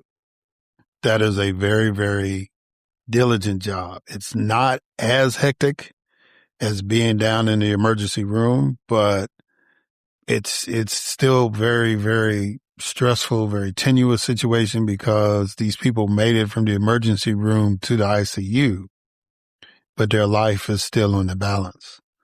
And so these people have to be very sensitive and very professional and very aware of what's going on with the patients they're assigned.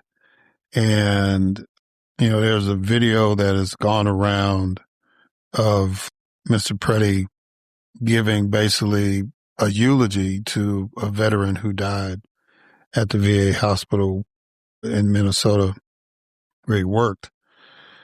And, that's just kind of a glimpse of what this young man was. He was, he was an avid outdoorsman.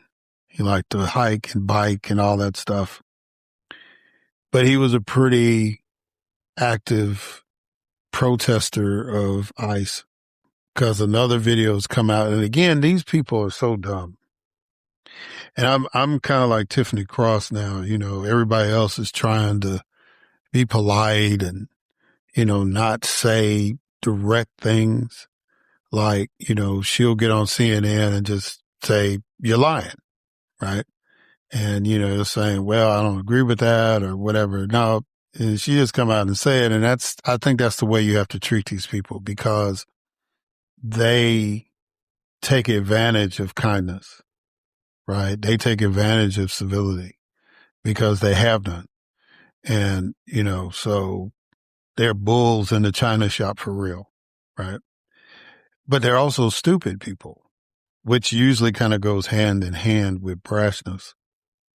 And so they released a video talking about, well, not talking about, but it was a video showing Mr. Preddy like 11 days before he got shot at another protest. And obviously there was some exchange between one of the ICE or Border Patrol or one of the federal people that was out there. And he didn't take too kindly to it. He walked up to the car. I think fluids were exchanged, like spitting. And then he kicked the taillight out, right, of the car. And somebody said, wow, he's got to be pretty strong. And, well, cold weather kind of helps, makes things brittle. So when he kicked the tail out of the car, the officers swarmed him and all that, took him down. But he didn't get arrested. They just kind of subdued him. And then when he stood up, you could see that he had a gun holstered. They didn't take the gun from him. They almost acted like they didn't see it. And, we got up. They walked away, got in their SUV with a damaged taillight and drove off. So obviously, it was a different group of people that Mr. Preddy encountered 11 days later when he was recording an action that they were taking out according to Secretary Noem, which basically is you got to fact check her breathing, right? Because she lies that much. She said that they were about to arrest a child pedophile. And like some comedian said, is there a difference? Is there any other kind of pedophile? But it was this person of interest they were after, somebody that had been accused of being a pedophile. And so the story that they're telling is that he impeded. Now, initially they said that he came in, had the gun drawn, was basically doing his best Edward G. Robinson, Jimmy Cagney imitation and said, I'm going to take you coppers out, you see. I mean, just to the extreme, right? When it was totally opposite. There was a woman who was beside Mr. Preddy who was also videotaping, and obviously she was saying some things, and one of the officers got offended and pushed her down in the snow. Mr. Preddy went to go pick her up, and in the process of picking her up, another officer came and pepper sprayed her and Mr. Preddy. And needless to say, he didn't take too kindly to that, but before he really could do anything, they grabbed him and started beating him and holding him down. And then one of the officers saw the gun this time. One of the officers saw the gun in his holster and pulled it out. Now, the audio is terrible, so you can't really hear anything but the gunshots clearly. But I'm sure the officer said something to the effect is, "I have the gun." Now, I am believing that the officers heard the word gun. And at first I thought it was like somebody accidentally might have, fired off a round and all that commotion and chaos. And, and then more shots were fired. That wasn't the case. It was like Mr. Preddy got up, or he looked like he was about to get up, and the officer shot him directly in the back. And not once, not twice, but 4 times. And as he was rolling over from that, he got shot 5 or 6 more times. I'm still waiting on the autopsy to see how many bullets actually hit him, but at least 10 shots were fired. So basically they killed him. And, the scenario I gave would probably be the best scenario they would have in their defense. But, even if the person had a weapon, once you have them subdued like that, if you have their arms, they can't shoot you. They can't. I have yet to see a human being who is being held down by police. Both of their arms are held down and they're able to shoot somebody. I have never seen that happen. Not even the wildest Ripley believe it or not moment. I have never seen that happen. And so for that officer to fire the weapon, again, just bad policing. And the way that he did it, he's going to get a murder charge if the state brings charges. And they should. He might get off with manslaughter, but he shot an unarmed man at that point. A person that was in control, person that was subdued. The only thing they should have done at that point was put handcuffs on him, if that was their intention. So there's that. And then, we've been trying to keep y'all abreast of what happened with, Nikema Levy-Armstrong, who's been on the show a couple of times, and a couple of other folks that had organized a protest at a church where the leader of ICE in the state of Minnesota is a pastor. And we know that she got arrested, and then they used AI to try to make it seem like she was crying when she got arrested, which wasn't the case. Thank goodness for cameras everywhere, because the camera in her apartment complex showed somebody that was not crying, and the cameras at the courthouse. At no time was she boo-hooing like they depicted and put on the actual White House website, right? So she got released. All 3 of them got released. Now, as I'm recording it, 2 of the reporters that were there, Georgia Fort, who is an independent journalist, like I said in the intro, out of Minnesota. She was like a local anchor there and basically started her own news service. And of course, she's been covering, any and everything dealing with the protests and all that. And she knows Nikema. And so she was at the first press conference that Nikema and the coalition had right after Renee Good got killed. And, just been keeping track. Well, she's been keeping track ever since ICE showed up in force in Minneapolis. And so Don Lemon has, he just gets on a plane and he goes wherever he wants to go. If he's not doing man in the street stuff, he's going where the action is. So, of course, he was in Minneapolis. he got wind of this protest. Well, he got wind that some activity was getting ready to happen. And he kind of explains that. If you follow him, he explained what was getting ready to happen. He had no idea what they were going to do. They just knew some kind of action was going to take place. And so when Nekima and the group went in to protest, he and Georgia, everybody else that were journalists that were covering it, went in with him. And, Don, being the aggressive person he is, he basically kind of got the pastor to the side, and who was the guest pastor, I guess, or the assistant pastor. It wasn't the guy that was over ice. But, he started interviewing him. And then he interviewed like 2 or 3 parishioners of the church, afterwards. And of course, he interviewed some of the protesters. So somehow Miss Dillon, who is over the Civil Rights Division of the Department of Justice now, which is clearly an oxymoron in the Trump universe, her and Pam Bondi, the Attorney General, decided Don Lemon was the ringleader. And so they decided to go after him.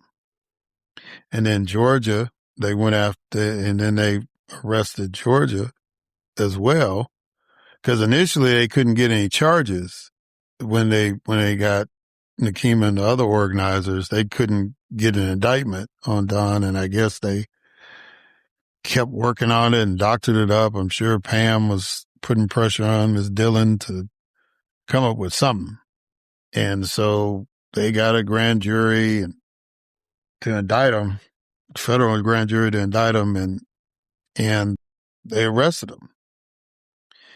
And, there were other journalists there, but you arrested the 2 black journalists who were there. So no coincidence, right? That's just is what it is. You arrested the 2 black journalists that were there. Oh, they must have had something to do with it because the protesters, majority of them were black. So they must have had something to do with it, right? So, meanwhile, in D.C., Donald Trump was attending a grand opening or premiere of his wife's documentary, which was basically a $40 million bribe from Amazon to the Trumps to stay in their good graces. Yes, it cost $40 million to do a documentary on, I think it's like 10 days before the election. Anyway, $40 million on a documentary. Anyway, so they didn't, once they heard that Mr. Petty was shot, they didn't think about, well, maybe we can move it down a day. Oh, no, the show must go on.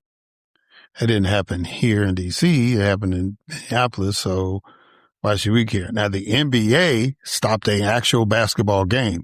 That didn't come from the Timberwolves. That didn't come from the visiting team. That came from the league. The league said, yeah, no, we're not playing the game tonight in Minneapolis. The NBA canceled a game, but the First Lady of the United States couldn't put off a premiere for one day. I mean, those are the kind of people we're dealing with, bro. It's to the point now where it's beyond being angry about it, which I encourage people to still be angry, but it's really ridiculous. It's there's anger and then there's frustration added to that. And the ridiculous part creates the frustration because we don't seem to have any real leadership, at least leadership that has backbone, right? And there's some people I don't have high expectations for, like Henry Cuellar. After this young man was shot, which now there has been 2 people who have been killed. There's been 3 people that's been shot in Minneapolis, but 2 people have been killed, which has basically tripled the homicide rate in Minneapolis for this year. After that, they had a vote. Congress decided to actually take a vote on something. And they voted to include a budget package to avoid the shutdown, because that was looming at the end of January. That was looming. And so as I'm recording this, I don't know if the shutdown has happened or not.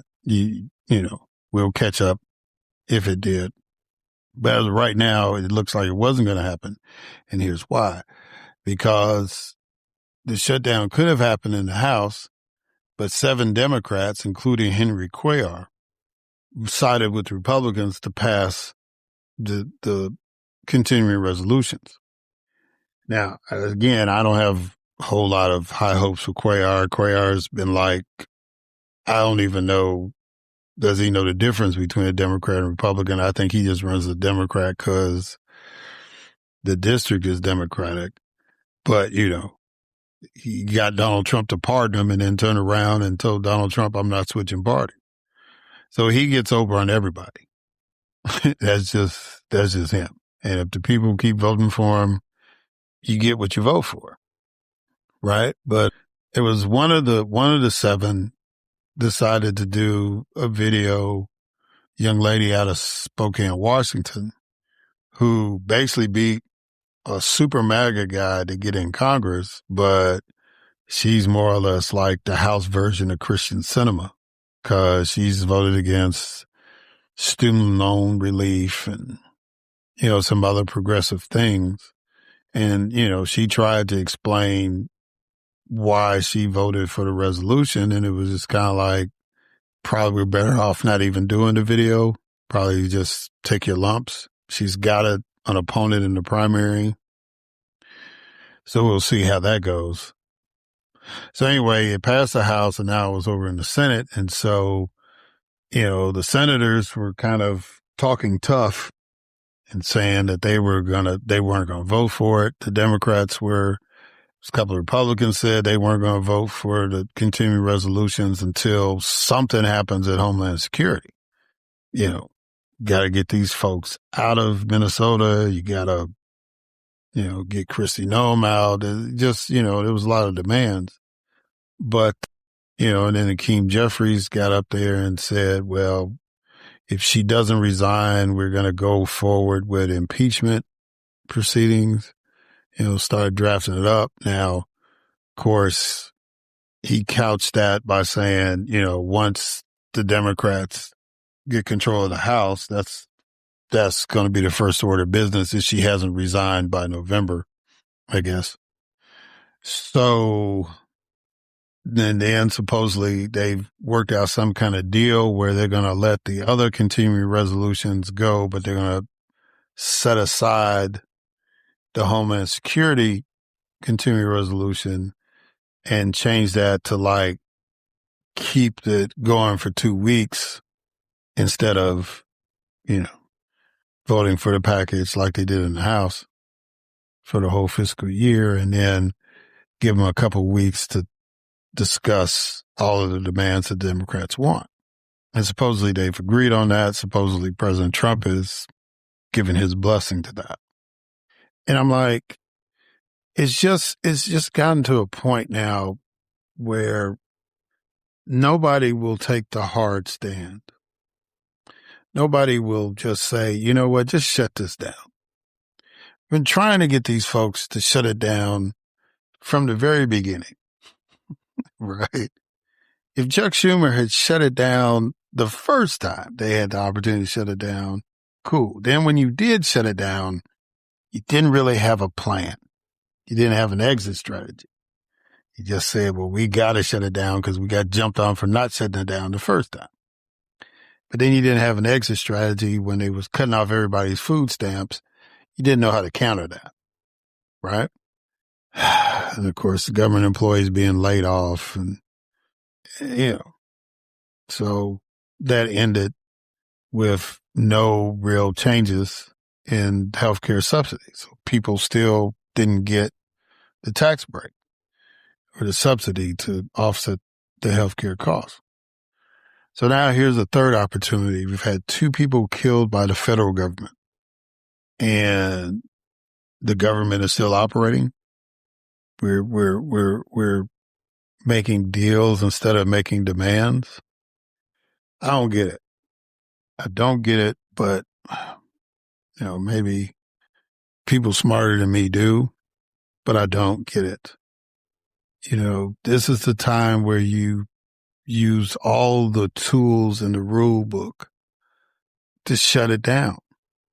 Whatever parliamentary procedure you have to pull out, whatever no votes you have to give, whatever you need to do, this is the time. The president is on a delusion that he's still popular.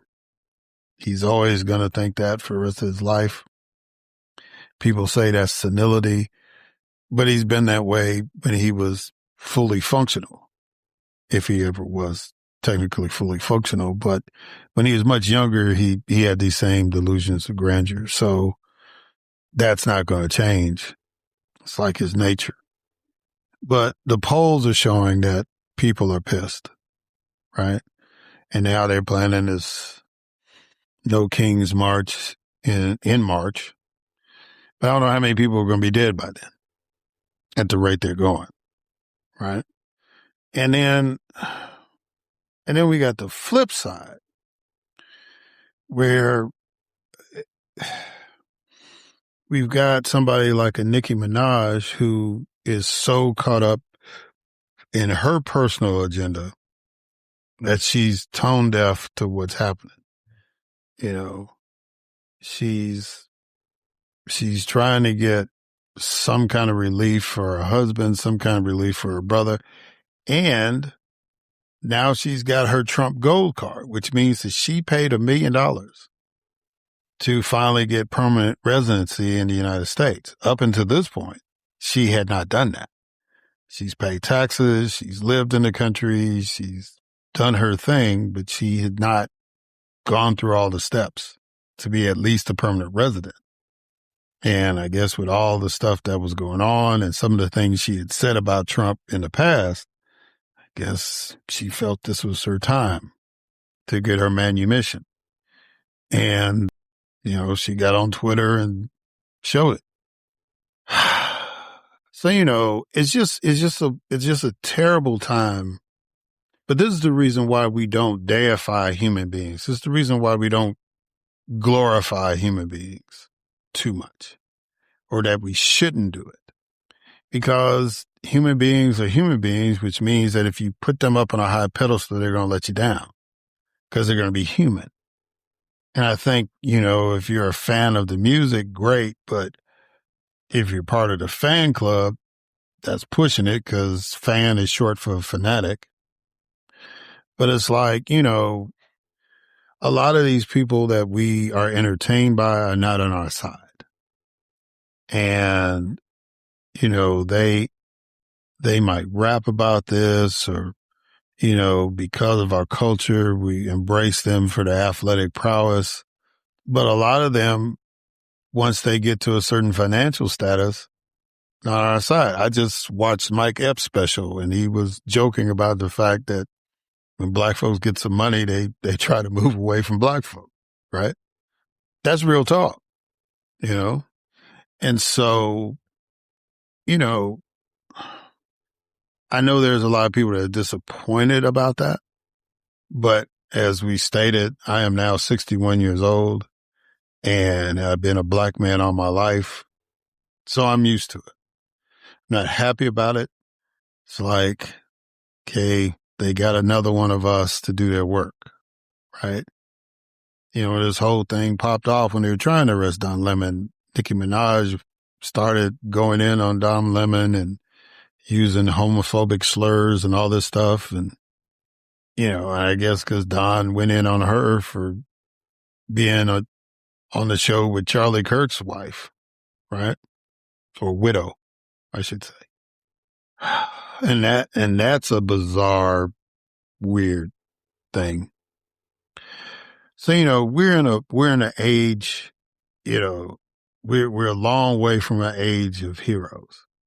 We're in an age of ridiculousness. It makes sense that a show called Ridiculousness is the longest running show on American television right now, because that's where we are. We're at this point. And if it wasn't killing us, if it wasn't oppressing us, it'd be funny. And we try to make light of it so we can get through it. That's why we value comedians like Jimmy Kimmel and Dave Chappelle and all these other folks. But this is really gone to a level that if you ain't trying to fix the problem, you are the problem. If you're not willing to shut it down, if you're not really to give it your all, then you're a part of the problem. The old Army adage is lead, follow, or get out of the way, right? And the people that need to get out of the way are the biggest impediments to what we're trying to deal with. Again, like I said, man, this is a crazy time that we live in. I don't know what else to tell you, man. I just hope that we get some resolve, right? I know our everyday lives dictate that we do something. We got to go to work and deal with whatever's going on at work. We have families and we got to deal with whatever's going on with our family. But I think the most important sacrifice we need to make is to make time to fight for this nation, because anything that's going on in your life right now, if this nation falls, that's going to change it. You're worried about what school. In an authoritarian setting, you may not get that choice anymore. What kind of job you got, you may not have that choice anymore. How much money you make, you may not have a choice anymore. And I can imagine, because we all human beings and human beings have evolved to a degree, but behavior-wise, not that much. I'm sure there were folks that were just trying to go about their everyday life in the middle of the American Revolution 250 years ago. I imagine. I imagine there were some people that were more concerned about what they were going to do at their blacksmith shop or candle making shop or whatever, more so than the politics that was going on, the revolution that was that was coming forth, or that was already taking place, right? Shots had been fired.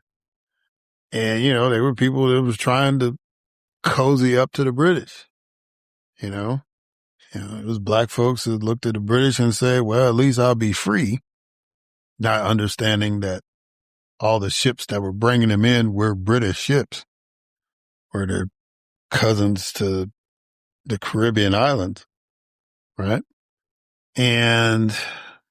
But they figured, well, if we side with the British, we can be free.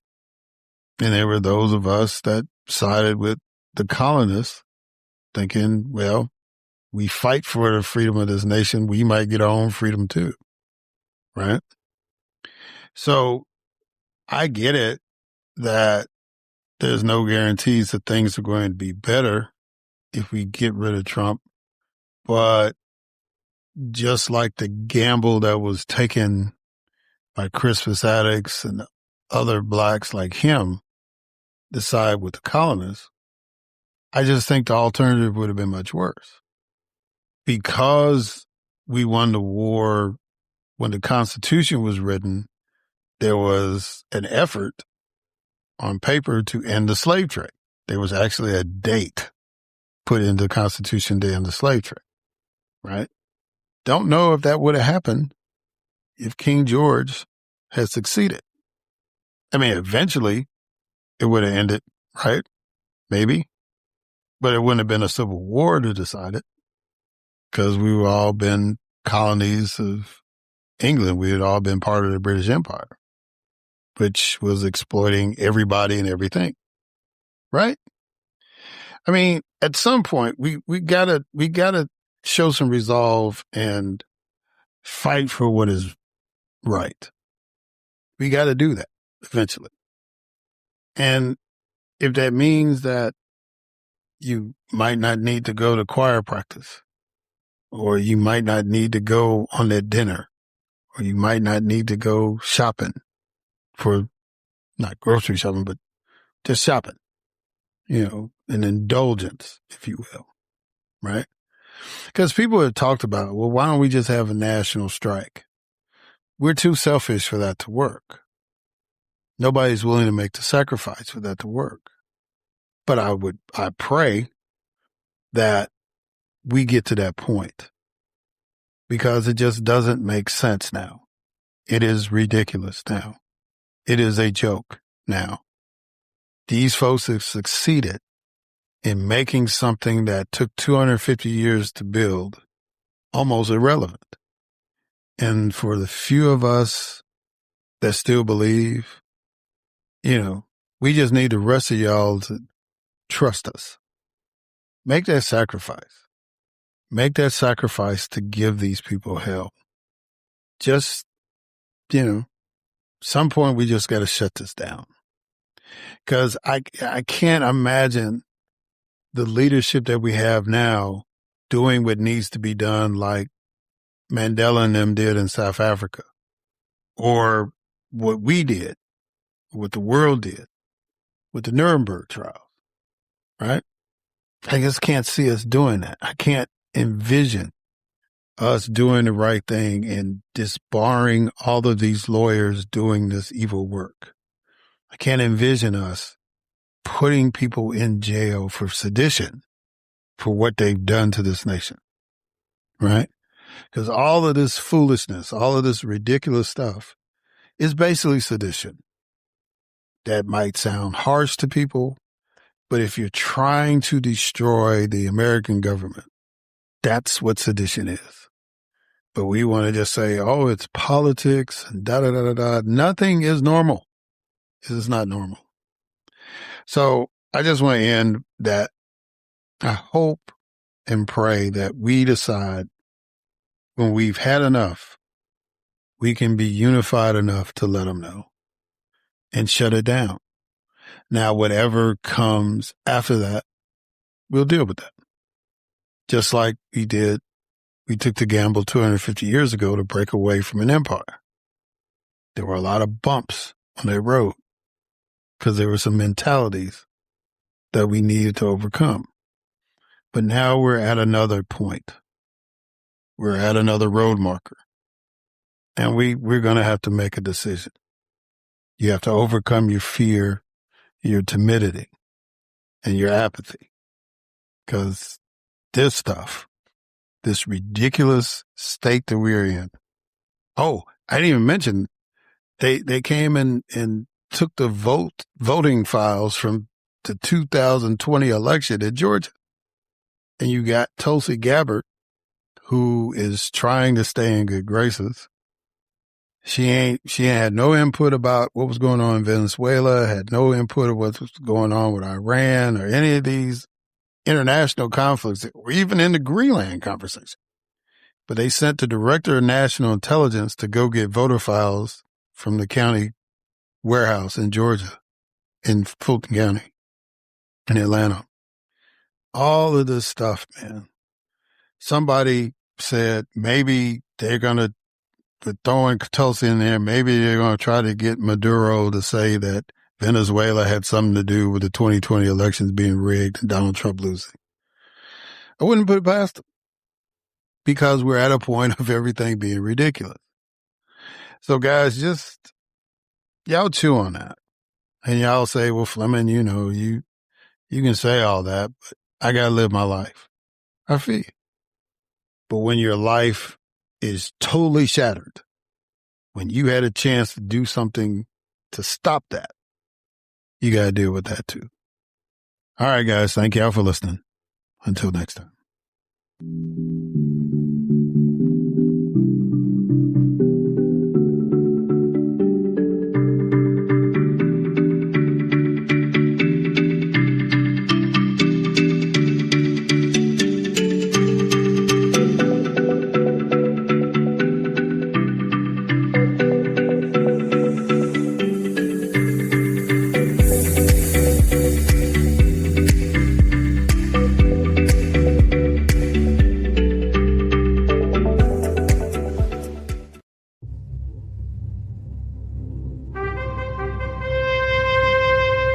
NBG Podcast Network.